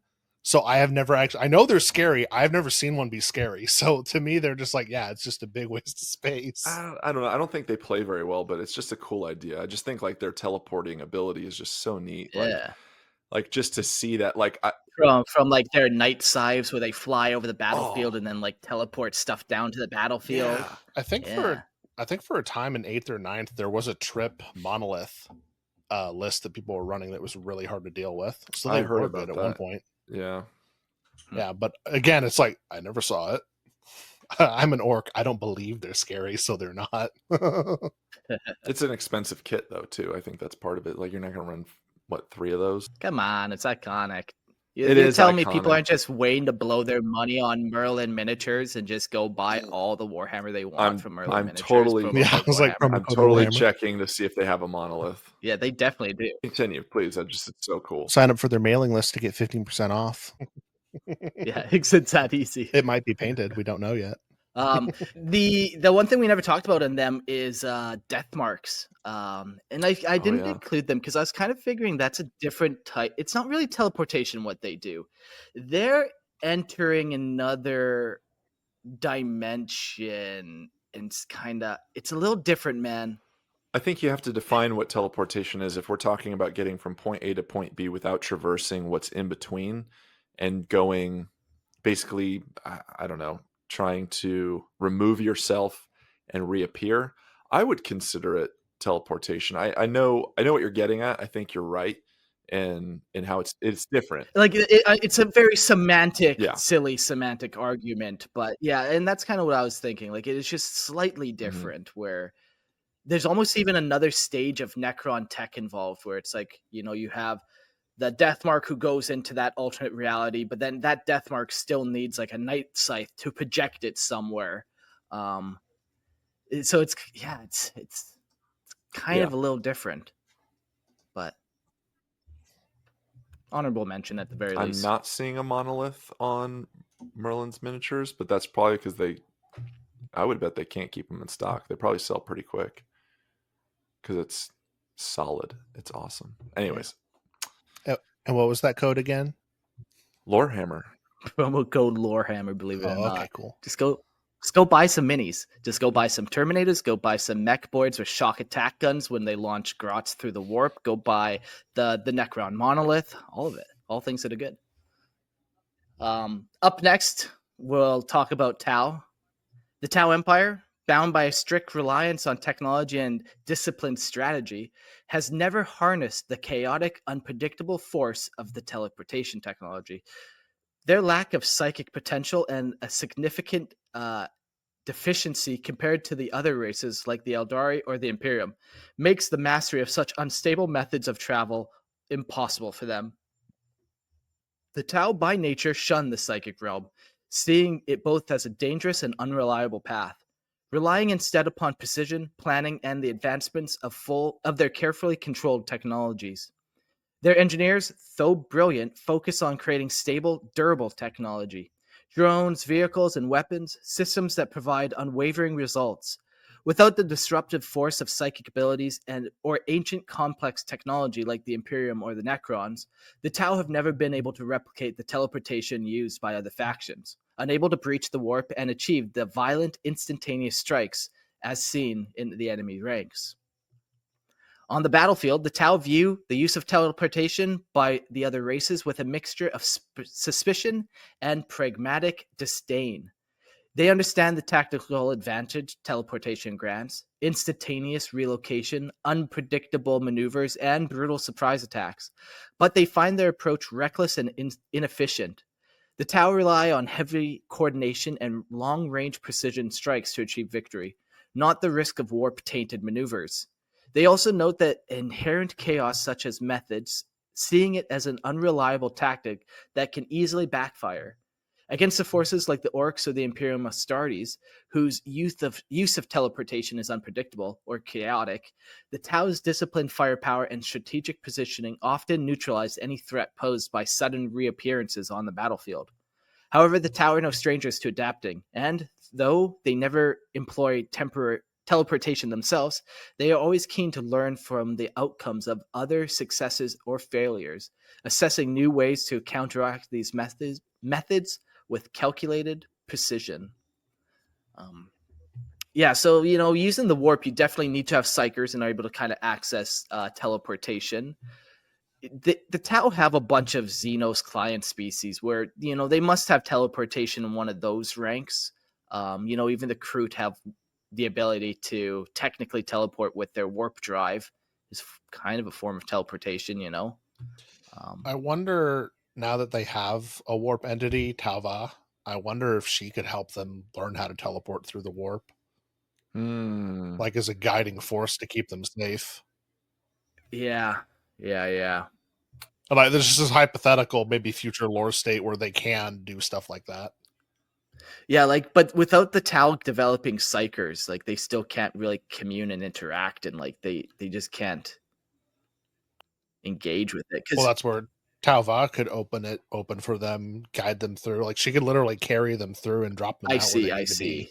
That's what I'm saying. Really taking the lead. Yeah. But then there's lack of control because where it's not even you're just kind of hoping that she guides you where you need to be. But she hasn't hurt them yet. She's only been malevolent to them. Yeah. Benevolent? That could happen for sure. It's not very useful to the Tau for sure, I think. Yeah, and I think stylistically, I just don't think it vibes. Yeah. The Tau, they didn't like it at all. You said it in here, it's their discipline. Yeah. Right, and I'm not saying it's going to be an immediate thing, but maybe as they work with her more, get to know her more, start to accept her more, future state, maybe they'll do that, and we'll get some cool teleporting units out of them. Yeah, I'm okay with it not happening. I just don't think it vibes well. If they communicate with them, but that only happens if they become psychic, and I don't know if they're doing that. I didn't think they'd have a god, so maybe.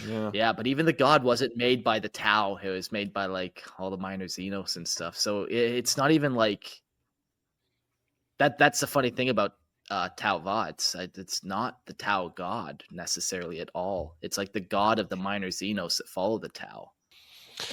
I hope that this pushes them to have more minor Xenos in the Tau model range. Now that we can agree on. I really want out of this. Yeah. That we can agree on. Yeah, we got it, guys. That they can teleport. We agree on that. Not Tau proper, but they can teleport. Yeah. The other notable thing to mention real quick is the Startide Nexus when talking about the Tau, and that's happens literally when they create the Tau God. They fire up some new slipstream module and fire it across the warp, but it opens up a portal and demons flood in, and I think we talk a little bit more about it later. So sweet. Let's go back in time to some of the oldest and coolest of the Xenos, which is the Eldar.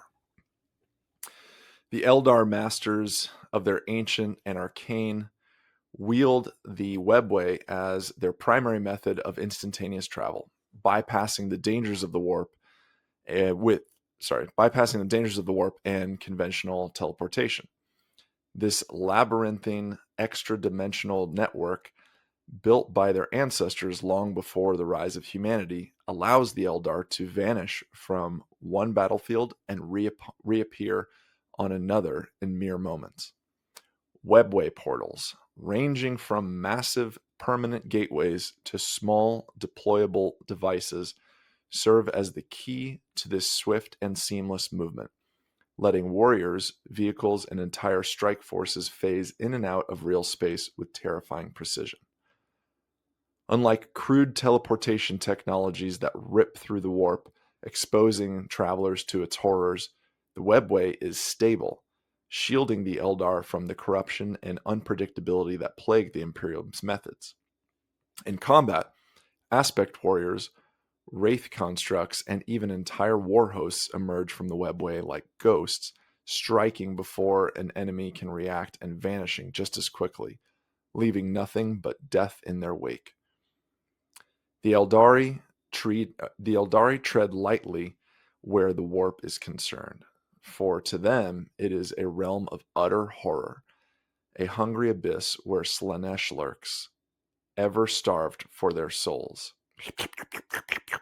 She wants them Eldar souls. Teleportation. Teleportation, with its momentary plunge into the Immaterium, is a gamble few among their kind are willing to take. And yet, in the crucible of war, there are those who dare.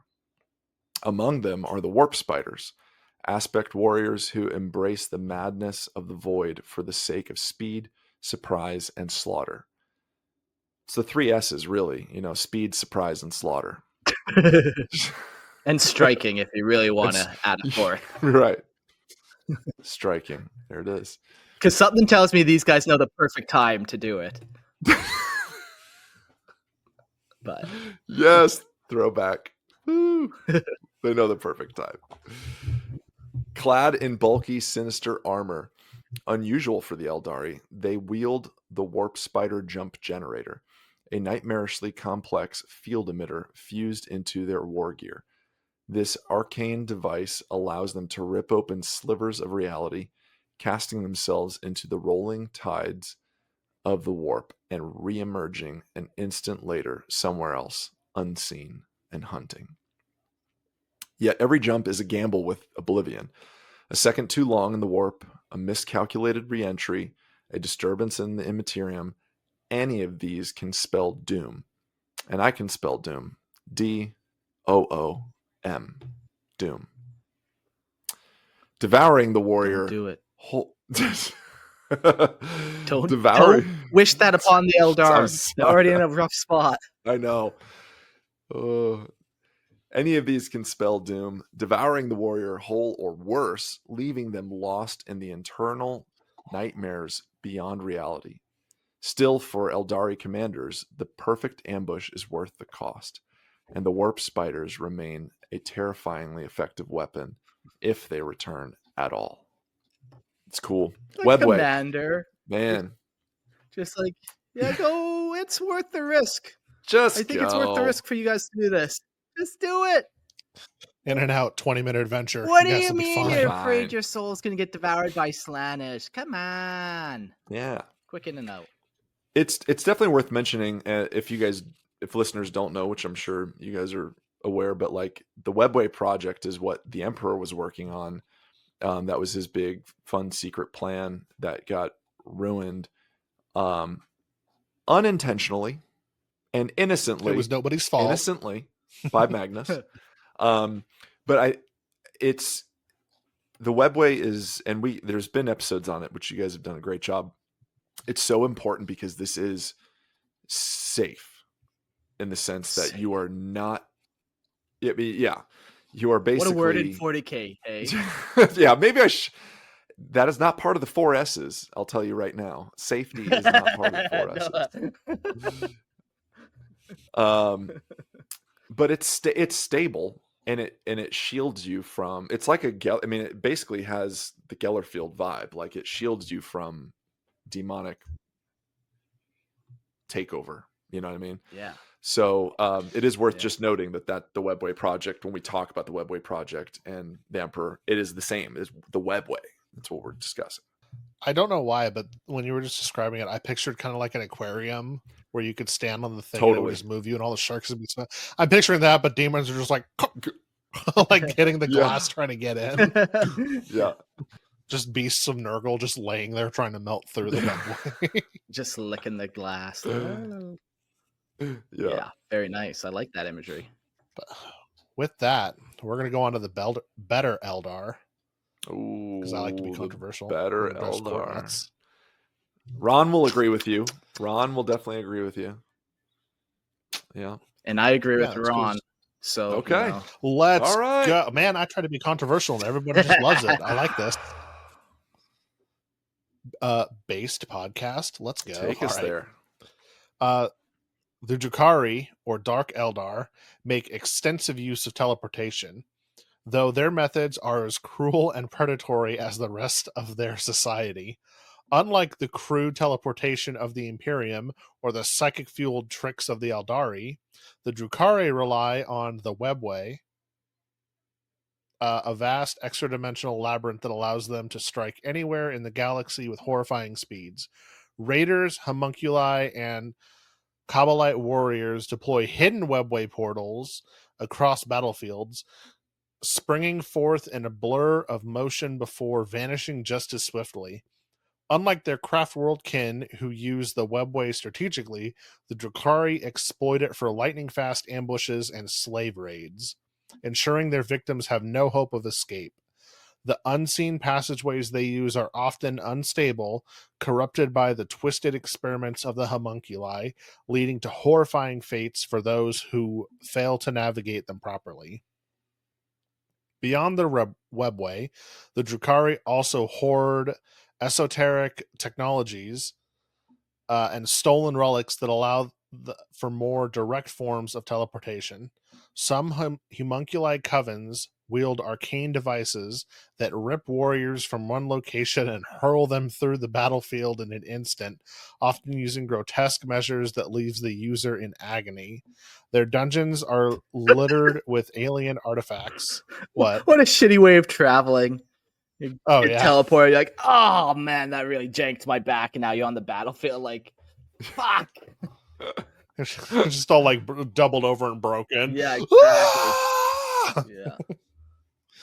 You're a living flashbang because now you're distracting everybody with your screams, and they're just like, "Where did you come from?" You just appeared out of nowhere, screaming. Yeah, like, what do we do? What do we do? Their dungeons are littered with alien artifacts, scavenged from dead civilizations or plundered from ancient vaults, capable of tearing holes in reality. Some elite Drukhari warriors have been seen vanishing in flashes of sickly light, reappearing behind enemy lines with impossible speed, though whether this is Xenos technology or some profane creation of the homunculi is unknown. Unlike the Imperium, which uses teleportation for brute force assaults, the Drukhari employ it with surgical precision, positioning their most sadistic killers exactly where they can inflict the most suffering. Amongst the most disturbing practitioners of teleportation in the Camarog are the mandrakes, shadowy horrors that seem to defy the laws of physics. These creatures, mutated by exposure to the strange energies of the warp-tainted positions of the webway, slip between the dimensions as easily as mortals draw breath. Mandrakes do not teleport in a conventional sense. Instead, they phase in and out of reality, emerging from the darkness like living nightmares.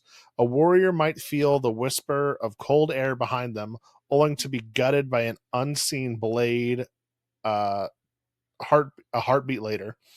Even the Drukhari fear them, for their abilities seem to transcend what should be possible, and their origins remain shrouded in mystery.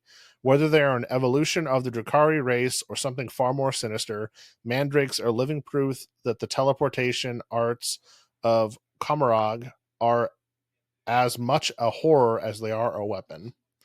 Dude, just in this section, 3 paragraphs, we have 3 different ways of teleporting for an army, and this is just one of the armies. It's just, I love that they have all these different ways instead of, everybody does it this way.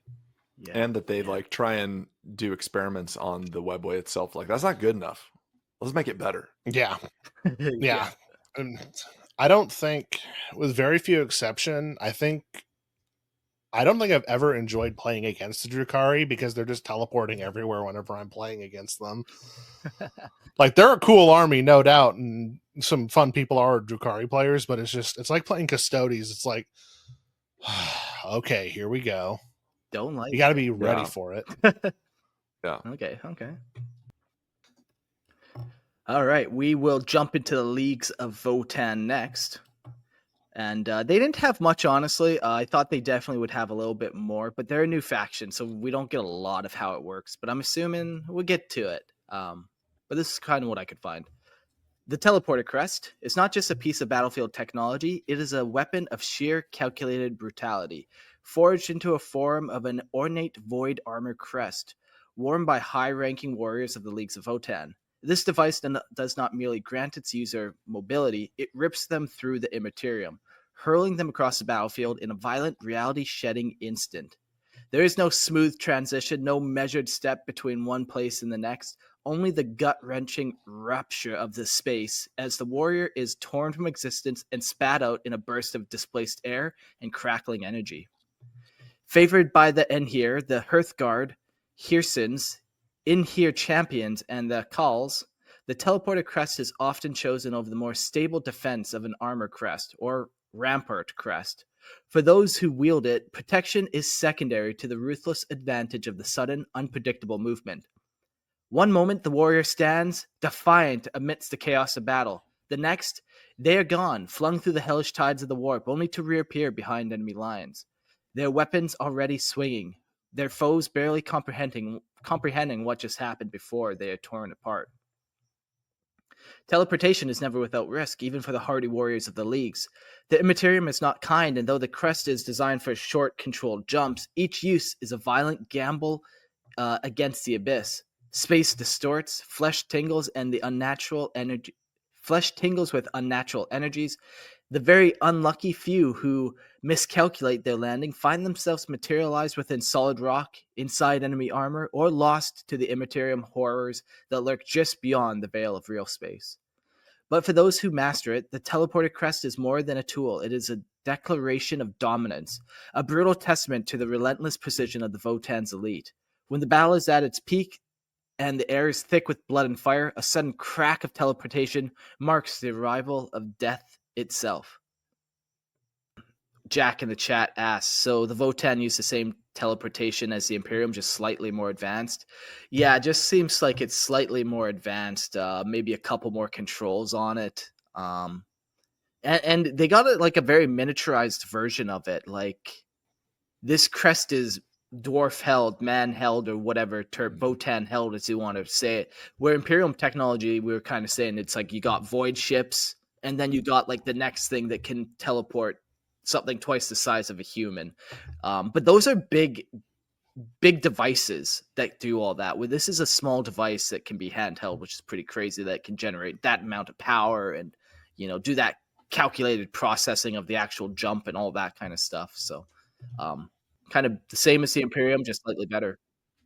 Is this the thing that's on their backpacks? It's like the kind of semicircle cresty thing? Yeah, exactly. And they have a couple different variants. Okay. Like one is a shield where it'll give you a invuln save, and there's a couple things like that. So cool. Yeah, it's pretty sweet. I love the idea that, again, we saw it come up like, Oh, you might appear in a wall or some solid mass or an enemy's armor, which I think just makes for hilarity, like some sort of Votan just like popping up in a dreadnought on accident. Just the insanity that would ensue with that. Like, what are you doing here? You know. I don't know why, but I went to like a meet cute story or whatever where he teleports, but just like the front of his armor is welded to the front of somebody else's armor, and they fall in love when they look each other in the eyes. I love that. That's, you know what? I love that you thought of I don't that. know. I don't know why. I love that you thought of that. Just where my brain went. I love it. That's all the main factions. I was able to find some stuff with some minor Xenos. We can skim over these guys real quick. Some of these are very vague with their teleportation. You know, you get one line of sentence and then you can confer some stuff out of that one sentence. But they have this technology, so they must have this technology. So I tried to keep it kind of lore accurate, but some of these I was getting a little wordy with myself. Yeah, so the Harud, one of the fan favorites. The Harud are a mysterious race of creatures that manipulate the forces of entropy. While their exact method of teleportation is unclear, they are known to phase in and out of reality, traveling through entropic tunnels or temporal rifts. These rifts are thought to distort space-time in such a way that the Harud can quickly travel unpredictably, making them difficult to track and to capture. This strange form of reality manipulation is believed to be tied to their nature, which is in constant flux, causing their existence to be intrinsically tied to decay and entropy. The Harud are cool. Yeah, definitely. Yep. Then we've got the Sloth, Slaugth. So it's not like a little cute little sloth. The Slough. Yeah, there's a dirty accent on that one too. Sloth. Sloth. How do you know these aren't cute? These they could might also be cute. Look, I don't know. They might. They're not. I assure you, they're not. There is some slander going on for the minor Xenos races, and I will not stand for. Okay, Oh my god, we're looking right. it up. We're looking these are not, it up. These are not cute. Slough seems kind of Lovecraftian a little bit. Yeah. Nope. I think I saw an anime that was like this when I was a kid that traumatized me for a while, so. Kill it with fire. It seems very yeah, fuck for sure. Yeah, it seems a little I guess it's not completely Lovecraftian. It might be Chambers. I don't know, but the King in Yellow seems like Haster. Yeah. Oh, that's weird. Anyways, they're horrific and an ancient race. See, right off the bat, horrific. They're not cute. It doesn't say a cute and ancient race. Horrific and ancient race that possesses highly advanced biotechnology. Their technology includes methods of crossing between dimensions, potentially involving the use of extra-dimensional portals or rifts that bypass normal space. The Slough are known to have created bioengineering life forms and complex networks for controlling their territory, including the manipulation of warp-based travel. This is more of an inference than a confirmed fact, but their technological sophistication implies they could have methods for teleportation through dimensional or warp conduits. Then we have the easy peasy chicken cheesy. There it is. Yeah, that's just a matter of carrying the one, essentially. You know, they'll get there. Yeah, carry the one. Then we have the enslavers. Enslavers are horrific warp creatures that are capable of using psychic abilities to create rifts or portals into the warp. These rifts allow the enslavers to move from their native dimension into real space, spreading their insidious influence. They use these portals to invade other worlds, spreading their corrupting touch and enslaving those, as in the name, to fall prey to their psychic dominance. These entities were responsible for numerous catastrophic events in ancient times, and their ability to use the warp for travel makes them particularly dangerous. Then we have the Rock Ghoul. The Rock Ghoul are a barbaric, highly aggressive species known to inhabit the fringes of the galaxy. While not as sophisticated as other species, they are capable of using primitive forms of warp-based technology to travel vast distances. This includes crude teleportation devices, warp gates, or energy rifts, which allow them to break through the fabric of space and travel across the galaxy. Their technology is unstable and dangerous, often leading to unpredictable consequences when used. The classic appear in somebody's wall, the classic have your arm melted to your back, or the classic meet cute of getting stuck in somebody else's armor.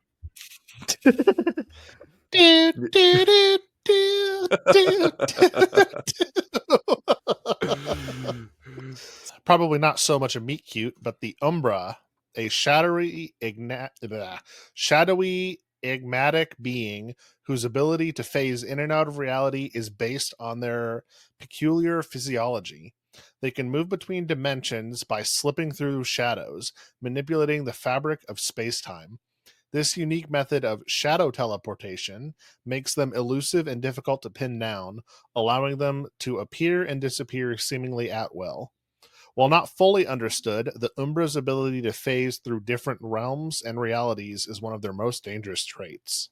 That's super cool. Yeah, cool. The Uvath were once powerful Xenos race that utilized advanced and dark warp sorcery to manipulate space and time. Their psychic powers enable them to create warp portals, allowing them to traverse vast distances across the galaxy. This ability was essential to their expansionist plans, though it also contributed to their eventual downfall.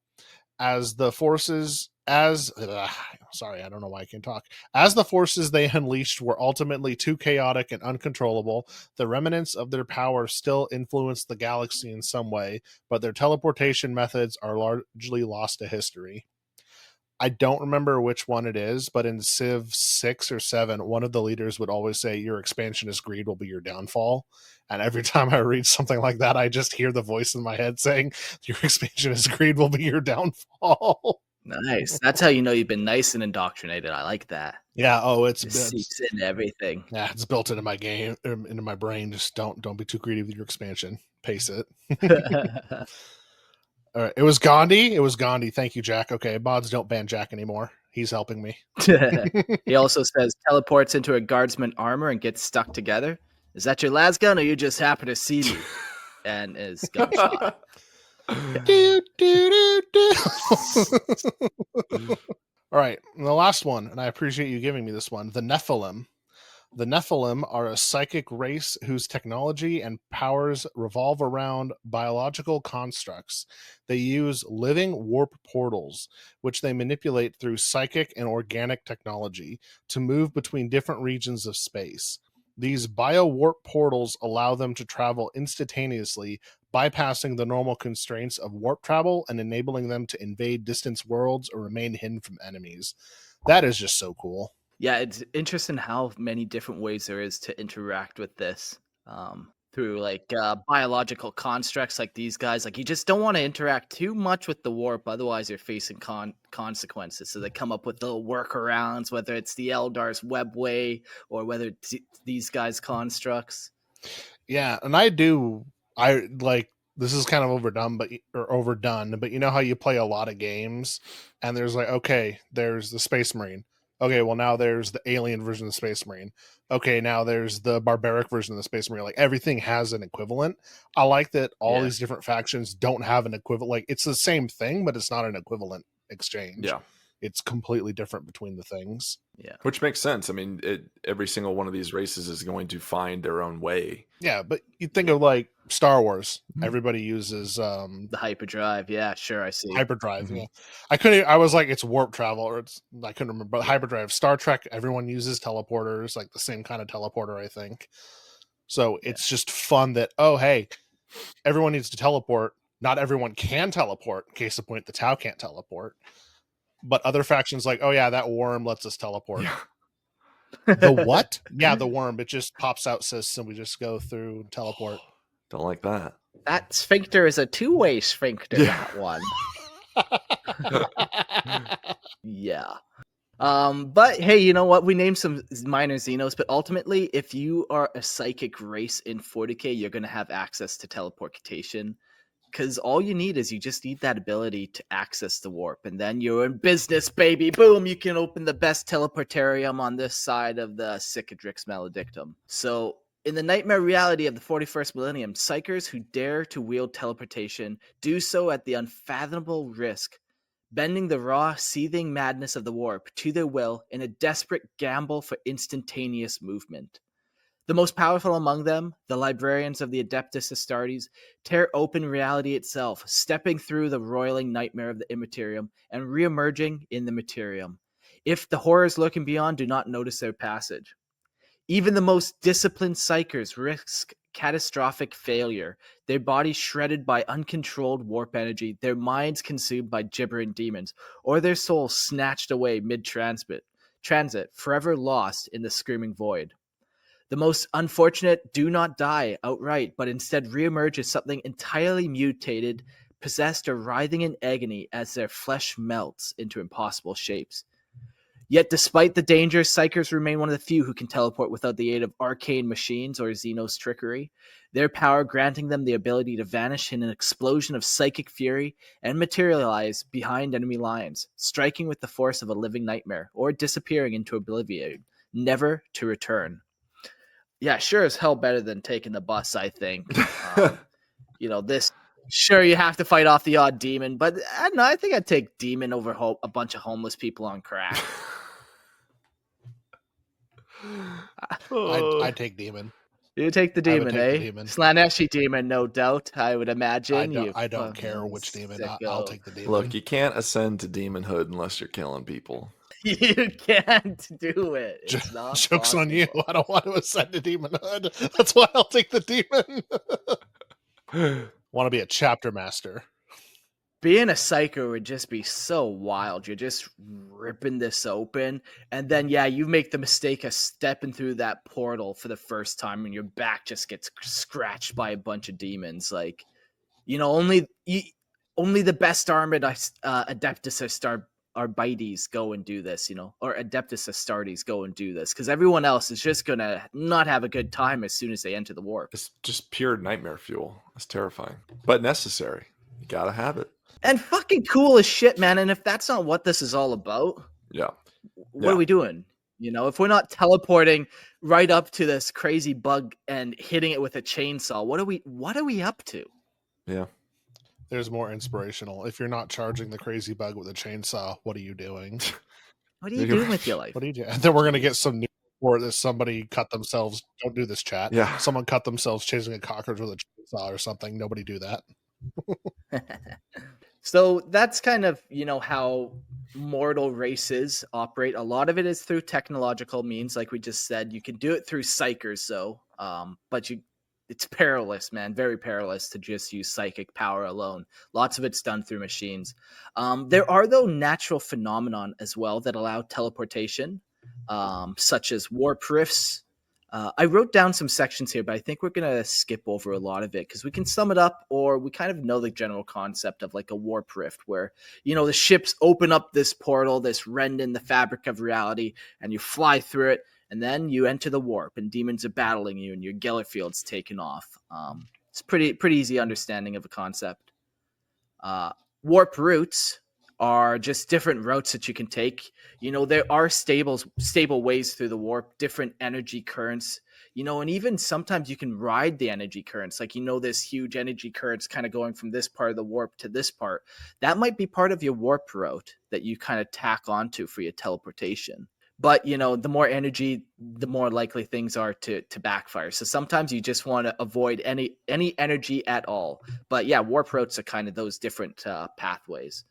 The Necrons Gauntlet is the only stable warp route through the Cicatrix Maledictum, which I thought was pretty cool. You got this one point where you can actually safely travel through the Great Rift. And everywhere else, you're like, is it a 50-50 risk? Maybe on the vast majority of it. Maybe it's only 1 in 10 chance you get through. Maybe you're not getting through at all. But this was a cool little spot, the Necrons Gauntlet.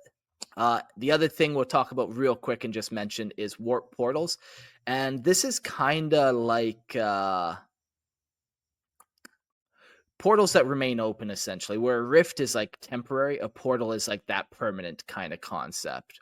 The Startide Nexus is a good kind of example of this, where it's opened and then they built a bunch of places around it to kind of fortify it. You know, you train all your rail guns onto the opening of this portal. Would you consider the Eye of Terror a warp portal? No, I think that's still kind of It's rifty. Okay, that's what I was thinking, because it was torn apart. It wasn't created in the sense that like it was this portal. It was torn into, like, to create that.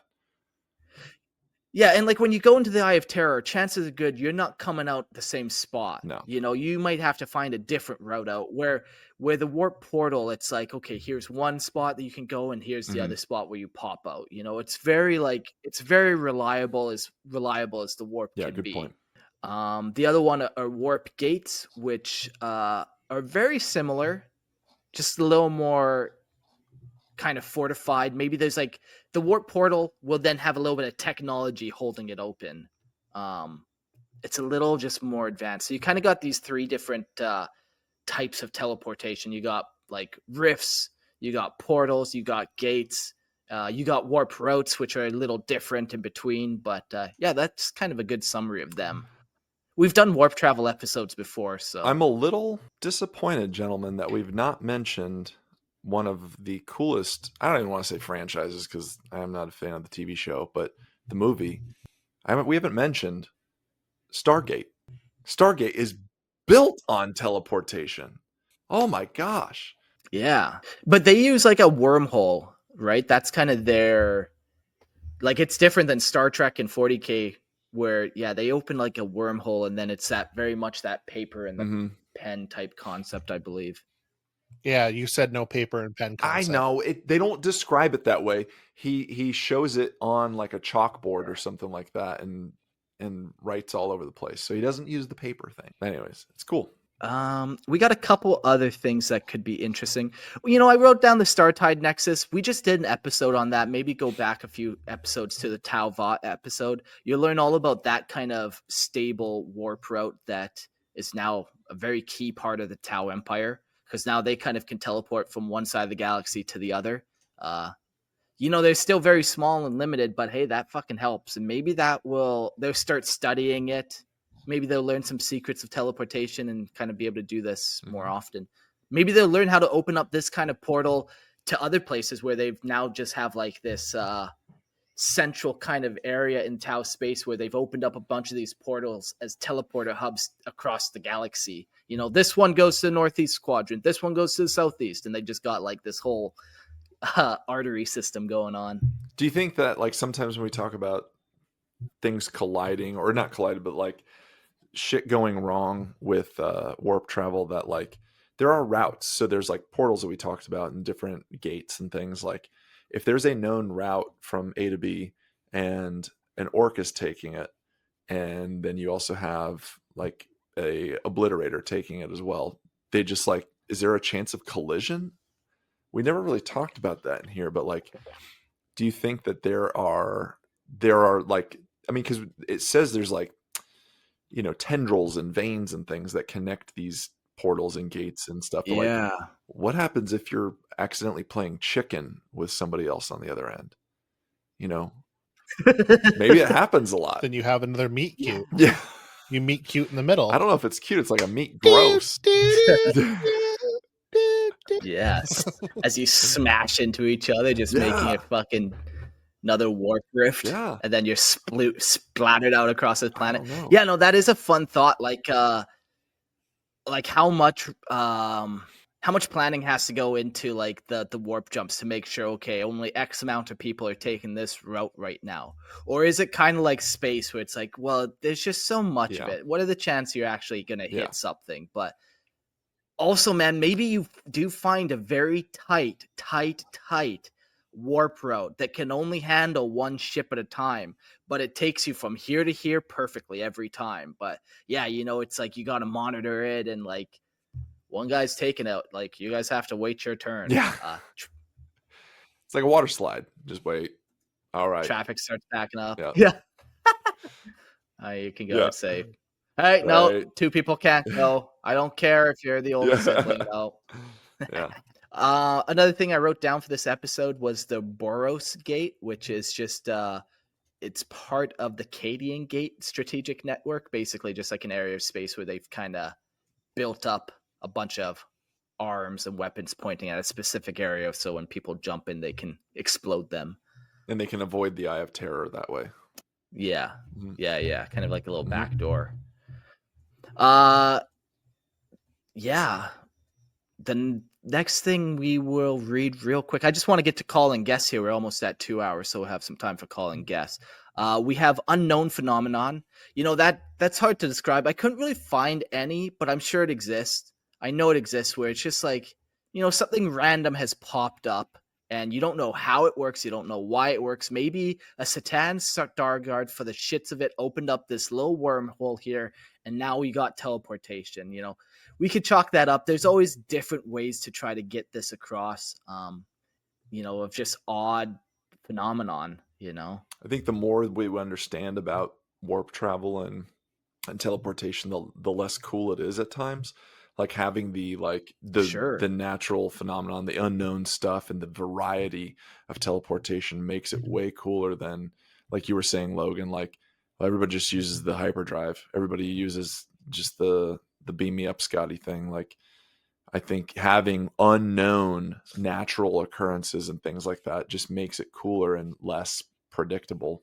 And it gives you something to fight over too. Like, just imagine a stable warp route, or like, oh, it's invaluable. Maybe there's this like ancient construct. Yeah. Invaluable, man. Absolutely. Or a construct where like you can almost, it has a galactic map and you can press somewhere and it will open up a portal specifically to there. But there's only one of these ancient relics in the entire galaxy. Like, how powerful would that be? Like, changes the game. It's like we said in the beginning, troop movement decides who wins a war. Yeah. If you control the best, fastest, most accurate ways to teleport, you can more than likely win the war. Yeah. And the final thought before we jump into call-ins is jammers. Teleporter jammers exist, and there's actually like quite a few things that you have to take into account. We mentioned like the planet curve. You can't teleport through a planet. I think even 5 meters of concrete is getting tough to teleport through. So there are these limitations to teleportation on top of people literally just jamming your signal through like technological means, or somebody doing a psychic backlash where like if you try to go into the warp, like the Tyranids and their shadow in the warp is almost like a psychic jammer. Mm-hmm. Yeah, oh, it very much is. Yeah, it's their bio jammer. I'm wondering if the orcs like found well, you know, Logan like already knows what stupid thing I'm going into. No, I'm laughing at chat, but I can't wait to see where you're going. Okay. I just imagine, because the 40K universe is ours just in the 41st millennium, but like an orc found like an old Smucker's jar that says like jam on it, and they're like, this is how we jammed him, and they think it's like some like relic, like it's the holy jammer, and all they do every time I smear it on their machines, it no work no more. Jams it right up. Get jammed. I love that. Yeah, I love that so much. Thank you. Yeah. Tastes delicious too. Yeah. What I was laughing tastes delicious too. What I was laughing at that chat was saying is I'll read the conversation. As long as you don't drink and teleport, you'll be fine. That's why the teleporter was made. Hey, now they're talking more. Wait, come back. Boozification. Oh. Before we get callers and stuff, I want to ask you guys, if we had teleportation technology and it was stable-ish, you know, like I'll say 95% guaranteed, would you do it? Oh man, yeah, I think I would. And my reason for that is I've been skydiving, so it's like that rush of like falling, or just like that thrill, you know? I got a little bit of that. How many jumps you got? Only one, but I'd definitely do it again. That's more just like a fucking money thing, but fucking cool. Chalk me in. Fling me through the warp, man. I would love to get clawed at by demons, fight them off for a hot second, snort some of that warp dust, and arrive back home in time for dinner. Let's go. Let's fucking go, dude. I'm gonna come down and we're gonna jump because I'm a licensed skydiver. Really? Yeah, man, that'd be sweet. I'd love to do it over the ocean. That'd be sick. So how many jumps do you have? Like 193, I think. Whoa, okay, Yeah. okay. So you're definitely teleporting then. Yeah. 190. That's insane. 190 something, yeah. It's been a couple of years. Like I need to get not recertified, but I need to get current because I have to jump every 30 or 60 days, and it's been a couple of years now, so I got to get current again. And oh yeah, Jack, they're in my wallet. So Jack in the chat is asking, like, you just had your skydiving cards on standby? They're in my wallet, and this is my metal USPA identification card, and I have my A license. Now do your credit card. Do your credit card next. What are the 3 numbers on the back, please? Please. And see, if you guys were part of the Imperial Tithe watching on the live stream, you could also steal Court's credit card information. That's right. Because he flashes it on screen. There you go. No. I don't think I'm doing the 95% success rate teleporting. I barely like airplanes. And they are insanely safe. Dude, I flew on a Boeing 800 series on the way back from North Carolina. It's a nice plane. It's a bigger plane. It's more comfortable. The pilot said it's going to be a turbulent flight all the way home. So I spent the whole way home trying to decide if it was turbulent because of the turbulence or because it was a new Boeing plane. And everyone's like, oh, you're paranoid. You're paranoid. Yeah, that's the nice thing about teleportation. You know what it is. It's a demon of the warp clawing and shaking your ship around. Yeah. So that's the nice thing about that. There's a little security there. It's the unknown about the flying in a plane that really gets me, you know. But if you know it's just demons shaking it up, it's fine. Yeah, everyone gave me crap. But the next day, a Boeing 800 series crashed. And I was like, validated. Paranoia validated. Worth all the lives on that for the. I know. I was gonna say, geez, Logan, like, way to be smug at that moment. Way to make it dark. Now there really is a god, if that's the case, eh? Thanks. That is not what I was saying. All right, you two are monsters. I think that's where we leave it. Because, we don't let him defend himself. Grimaldus, are you ready? Should we get you on the chat? Okay, you're in. How you doing, Grimaldus? Welcome to the show. Do you think Logan's a monster or what for wishing death on people? I will not stand for this slander. Oh man, Grim is not here. He's in existence, but he's not responding. He also will not stand for this slander. He got jammed. Yeah, somebody jammed Grim. No, he was quietly protesting my mistreatment. We're taking call-ins. Jack, hey, welcome. We'll give you 1 second. 3, 2, 1. Jack, welcome. Hey. How's it going? How's it going? I just want to say I did work for an airline, and let me tell you, it is as the hull of a plane is as thin as possible. And the inside is all cargo netting, and if it does break, your plane will get tipsy-turny and crash. But it's such an expensive issue to have that they won't let it crash. Oh, that's nice. Yeah, this is too expensive to become a problem. Yeah, exactly. They don't want to waste all that money on your corpse. Imagine if you have a large family. Yeah, exactly. Right. Hot take from the airline industry. Yeah. Am I supposed to like ask questions about what we talked about? Ask them why they're bullying me. Yeah, you can just shoot the shit, you know. Okay. You can make fun of Logan, whatever you're into, really. It's your time. What's your favorite form of teleportation that we've covered in this episode? Like, who do you think has the coolest way to go about it? I mean, personally, I was a big fan of the Tyranids wormholes that they were doing full of cysts. Yeah. Tyranid holes, man. It doesn't get better than that. No, I mean, a hole's a hole. And when there's a will, there's a way. Yeah. What are we doing? I don't care that hole has teeth on it. I'm teleported. Listen. The teeth make it all the better. But Okay, I take it back. Mods ban Jack. Back to that. whoa! Hold on. No, listen. I'm just going with the worm flow. Uh, I feel like realistically though, the Emperor's teleportation, going through the warp, that's the best way to do it. And like even if it's like 3 miles max, and then the 3 miles So and be 1 it. inch you turn into a pile of mush, so be it. Worth it, man. Yeah, Worth like it. you come out, you look cool. Yeah. You don't have a love meat situation going on. It's a win-win. Father, why don't you love me? Yeah. Fuck. You don't even have to worry about the meat part. It's great. Oh. Yeah. Okay. So you're a big fan of teleportation. Make teleportation great again. Yeah. Make teleportation great again. Bring back the warp gates and the warp portals. Yeah. Increase funding.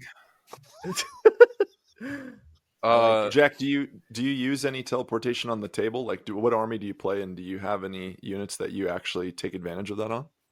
That's such a great question with an answer. So the issue is I'm poor, and I don't play tabletop yet. I did buy that new Deathcore set, but I think I got scammed. That's fine. It just hurts my feelings. How do you think you got scammed? What happened? So apparently I bought it. It was supposed to be shipped on the 25th, and now I've just got an email a little while, like last week, where he's saying apparently there was a mix-up or whatever. I'll tell you what, homie. Cancel that order and go to Merlin Miniatures. Use promo code Lorehammer. Do yourself a favor. But like, I feel like it's gonna be like the whole like $210 thing. No, because I got it for $195, which is the regular sale. Well, 15% off, man. I think that's like, what is that going to be? Almost $20 off. I think it'll be right where you want it. I'm to not be. a doctor. Merlin I don't Miniatures. know math. Yeah, fuck that. Plus, the important thing is you use the promo math. code, and then some of that money goes into Lorehammer's pocket as well. So when you're buying minis, go to Merlin Miniatures. so right. Cancel your fucking order. Then everyone wins. But that's You're a bummer, so right. man. That if you don't get it, that sucks. And like, No, I think it's great. midweek. I No, think yeah, it this is great. legitimately my first. It's fully my first ever experience of buying minis from Warhammer, or for Warhammer anything. I am probably gonna go to a place near my house though to buy a shadow sword or something. Not a shadow sword. Yeah. Shadow sword's one of them. The tank. Anything. I don't know. Bane blade, shadow blade, The tank. platypus. Yeah. tank, This big guy gets it. Yeah, shadow sword. This I guy honestly I gets mixed it it. with the Tau. Well, he was talking about worms. Nothing bad about worms. But yeah, no. Honestly, I do have one question about the portals. Are they? You said there's a little bit of technology holding them up. Is that like is that what keeps them up? Like, or if that technology wasn't there, would they be fine? I think they would be fine. Like the gates. So there's kind of like the 3 different types or 4 different types. There's like portals, gates. The portals will stay open as there is. They're pretty stable at that point. They're usually more like fortified points, but then the gates are like actually like technologically held open. Okay. Yeah, so like a portal, you have the buildup of like, yeah, they're pointing all their rail guns at that portal, but it's not necessarily like the technology in the portal itself. So. Okay. Yeah. All right. That's. It'd be a very interesting episode to maybe go back and do it since we kind of jumped over a lot of it. But, there's some other things too. Like the Ghost Wind is kind of a Necron safe space alternate reality where they can kind of teleport to as well. There's a lot of interesting stuff still that's out there for how things actually flow and move in the warp and the currents and all that. Mm-hmm. Yeah. Okay. Is there like new stuff since the last time you guys talked? Because when you talked about it last time, weren't you guys still in like 8th? Yeah. No, for sure.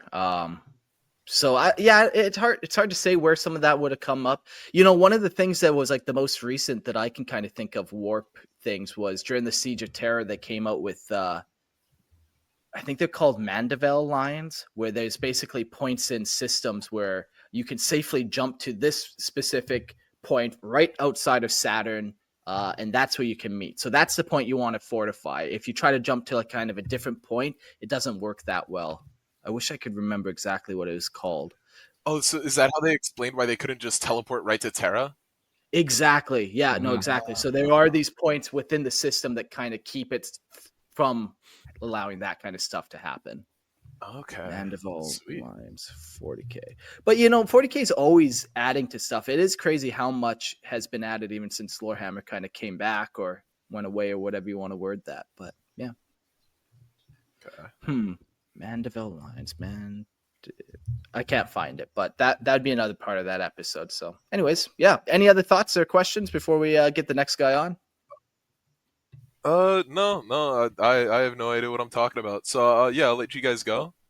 Yeah, man. Well, it was cool to have you. I noticed, this was kind of your first time in the chat room, so good to see a new face. Yeah. I just finally donated, so after much bullying.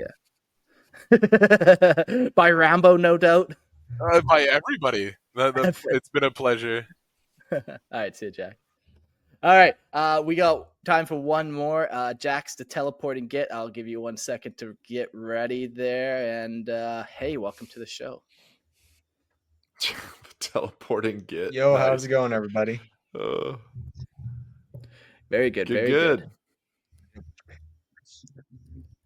I'm very disappointed that none of you made a beam me up, Scotty joke. I had the thing. I did send that to them this morning when we got the script. I sent that GIF to the guys. Yeah. So we made the joke, just not on the air. Yeah. That's true. We should have. Well, half-ish missed opportunity. Anyway, beam me up, you gits.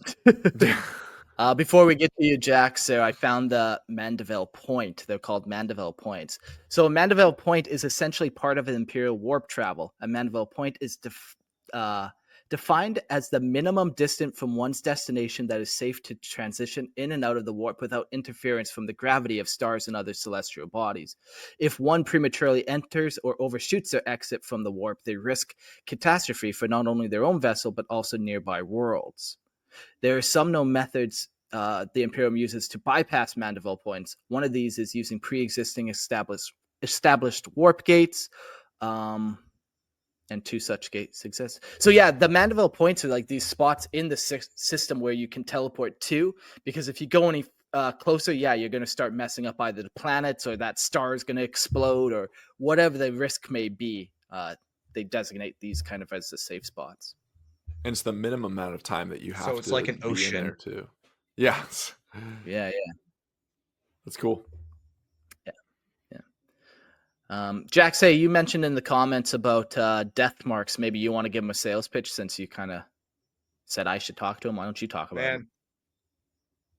I love death marks. Thank you. So basically, I don't know the specifics, but they open like a pocket dimension, and that's how they like zoop around the place. And have any of you seen the one Warhammer Plus show with Sikan and the death marks and the Tau? Pariah Nexus. Because they do a really good depiction. Oh yeah, Pariah Nexus, thank you. Yeah. They do a really good depiction where it's like 3 Cadians like running away from a death mark, and like suddenly a shot comes out of nowhere and shoots one of them, and they're like, "Don't worry, guys, we could take him. We know where he is." And then all of a sudden, he just like teleports to right behind them. Yep, it's cool. Yep. Yeah, so good. I wish they were a little cooler on the table, though. As a Necron player, I wish they were like they're still cool, but like I don't know. I just wish they were a little more. Yeah, like snipers have never had a use. Like they've never been able to kill hero characters unless you put so many points in the sniper rifles that you're just like, I should have fucking bought a Baneblade. What am I doing with my life in these fucking ratlings? Yeah. If Grimaldus is still in the chat, the first ever game of Tabletop Simulator I played against him, I played as the Necrons. I brought some death marks because they're pretty spicy. Like slowly but surely 120 boys just bum rushed them and they couldn't do shit. Yeah, the 120 boys, that's gonna do shit against a lot of people. That's gonna mess up a lot. I just want to ask, is that your favorite kind of mode there, is the Death Mark's pocket dimension Yeah, I gotta say, like, for teleportation? Yeah. it really shows like Necron like tech. It's like on a whole nother level. Mm-hmm. Yeah. Everyone else is doing this barbaric way, literally ripping the galaxy in half, hoping to God you don't summon demons through it. Yeah, fingers fucking crossed. And then, the Necron are just calculating some ones and zeros and opening up things, bending space time, doing all that kind of crazy stuff. Yeah, it's like with the warp spiders. It's like we have to teleport from here to here through the warp, and there's a chance Slanesh will like take our souls, but it's a risk we must take. And then the death marks are over there, like in their pocket dimension with like a coconut with a straw in it, just like sitting on a lounge chair. They get a little ding on their like phone. They like pick up their gun, and it's like, okay. Yeah. Yep. Target locked. It's rad. Fuck. Very cool. Any other thoughts you want to share there with us? I just gotta say, like, Jax? It's a surprise that orcs actually have some of the best teleportation. Like, well, hot take, man. Orcs will have the best technology, or the second best in the galaxy. That's kind of how they work. Yeah. Were you on the Cork episode there? Orcs. Yeah, very interested in just how they kind of like, they're just gonna match whoever kind of has the best technology. They might get slightly above it, but whatever the technology level is set for the galaxy, that's where the Orcs are gonna be. Yeah, right where they need to be. More of a final question. So Lionel Johnson, he's able to like forest walk. He's able to go through point A, be in Caliban for a minute, go to point B, whatever. Like that's kind of his main thing. It's represented in tabletop through him being able to deep strike. How do you guys feel about teleportation more being being more invested in like actual like tabletop games? Like if Corvus Corax comes out, my beloved, if he comes out and is like he's able to go through the warp just randomly because he has mastery over it and go from point A to point B, and that's just deep strike or like however it's interpreted on tabletop. Yeah. What do you feel about that, basically? Yeah, like if it follows like whatever the edition's deep strike rules are, absolutely love it. It's such a cool characterful thing of like, the lion is a psyker, but his only real power is this. But it's a fucking cool power to be able to teleport across the battlefield. Love to see it happen. The Cold Star battle suit doesn't teleport, but it can do like a 50-inch move. I don't know if it still can, but it used to be able to just blast across the whole field in one move. Like used to, or because I'm reading my codex wrong. I don't know if it still can, but it used to be once per game this model can advance and it can move like 60 inches. But that's kind of like what you were saying, something could teleport from one spot to the other spot. Yeah. I think it makes it cool because it makes it unpredictable. You know? And it forces you. Yeah. And playing like Grey Knights, like I mean I don't play Grey Knights, but my buddy Ryan does.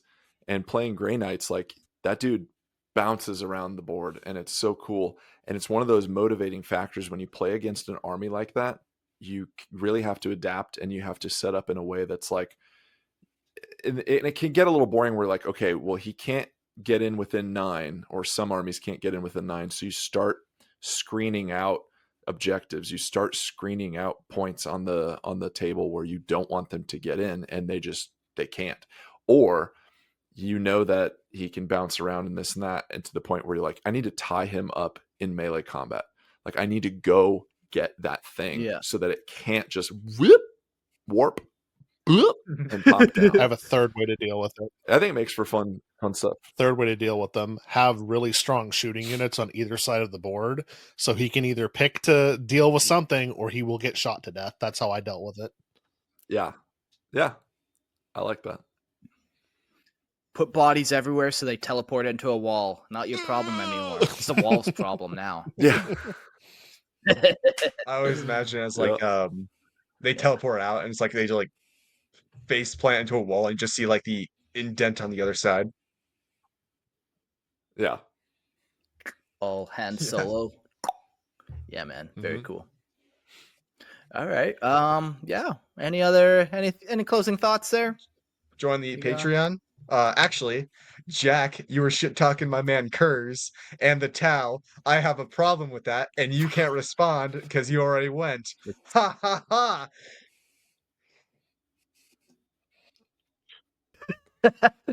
Superiority has been reached, and with that, we'll I let must teleport Jax off. sleep easy. Gone. Yeah, okay, cool. Well, nice teleportation, everyone. We teleported in seamlessly. Now we all teleport back home and away for the week. Fun episode. Like, I like 40K so much just because of the way that they choose to do things. You know, it's not that Star Trek version. It's not Stargate's version, which is also pretty simple and like safe and clean, reliable. No, this is 40K where like you're dominating something, you're dominating reality itself, ripping it open, and then you got to battle demons as you're teleporting in order to make this crazy feat happen. Like it's just so above and beyond. Yeah, it's a big gamble. It's a big gamble, and I like Yeah. 40K is really a universe of flavors. I like that there are so many different flavors of how to do the exact same thing. It makes it so much more fun and narratively interesting too. Because you can have one Necrons, they're perfect at it. It's not an issue for them. Yeah. They just do it. And then Orks, it might work, or we might end up somewhere surprising. Let's find out. Like it's just so much more fun. Yeah, for sure. Cool. Yeah, any other closing thoughts? I think it's very important to note, guys, like if there's one big takeaway from this whole episode, it's that the horrors of the warp always wait for such moments, eager to claim the reckless and the desperate. Good night, sweetie. I'm just saying. True. Yeah, right. No, it's. I think the cool takeaway here is there is a bit of desperation, and there's the you know what? It's worth the risk because, like we said, travel wins wars, and we are talking about a game that has war in its title, where everything in the grimdark future there's only war, and travel is so important. And I think it gets lost sometimes in the excitement of like, you know, cool characters and all these things, but like it is so important, and they've really fleshed it out in a cool way where it's like we said, it's not just beam me up, Scotty, you know, there we talked about it, and it's not just like cool, we'll just, you know, hit the hyperdrive. Oh yeah, it's neat. Very cool. Yeah, for sure. Cool. Well, we got to our end notes now. Go check out Merlin Miniatures, promo code Lorehammer. There's links in the podcast description. Seriously, if you're going to go buy any units or anything like that, go use Merlin Miniatures. It helps them, it helps me out, and it'll help you out. They ship worldwide, and if you join their mailing list, you get 15% off. And they sponsored Lorehammer, so this episode is brought to you by them. I still would have done it without them. You know, I'm not going to stop. No one can stop me. You can't stop me, Merlin Miniatures. But hey, you can go help them. Use promo code Lorehammer. We also have the Lorehammer Listen to Lore podcast. If you have homebrew lore that you want me to read off, you can email that. I read it off, and we have a lot of fun doing it together. So yeah, come join me on Lorehammer Listen to Lore. Yep. And go check out season 1 of the Funkatronic Rex podcast, where I host a bunch of friends of mine when we all work at a game store and chat about board game stuff, card game stuff, Warhammer. We even had Mark on in one of our episodes to chat a little bit about the history of Lorehammer and stuff. So Funkatronic Rex podcast, go check it out. Yeah, and if you like hearing my voice and looking at my face, you can come check me out on YouTube at HydraThoughts. We've got cryptids, conspiracies, mysteries, all that fun stuff. So come check it out. Do you know where my dad went? He said he'd be right back. It was a Tuesday. It was a Tuesday. It was a Tuesday. 1981. The sun was shining. Beautiful weather. I'll never forget. My dad turned on his 71 man. Chevelle.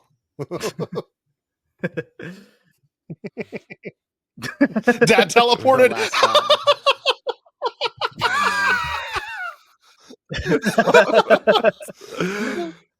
Comment of the night, Teleported. gentlemen. Comment of the night. I want to thank There it Imperial is. Tither Jax. Cool. Well, if you want to be able to Yeah. comment, join the Patreon, and yeah, you could go join that and have a lot of fun. We had a pretty cool donation. Somebody donated $275.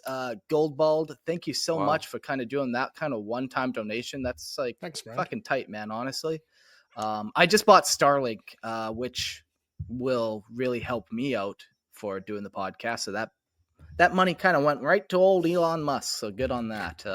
We also had Server Bricks join the Discord, but shame on you because it was not $275. Think about your life. Get back to me. See if you can come up with a better offer of what you can kind of financially give to Lorehammer, and Server Bricks will see you when you have a better offer. Thank you.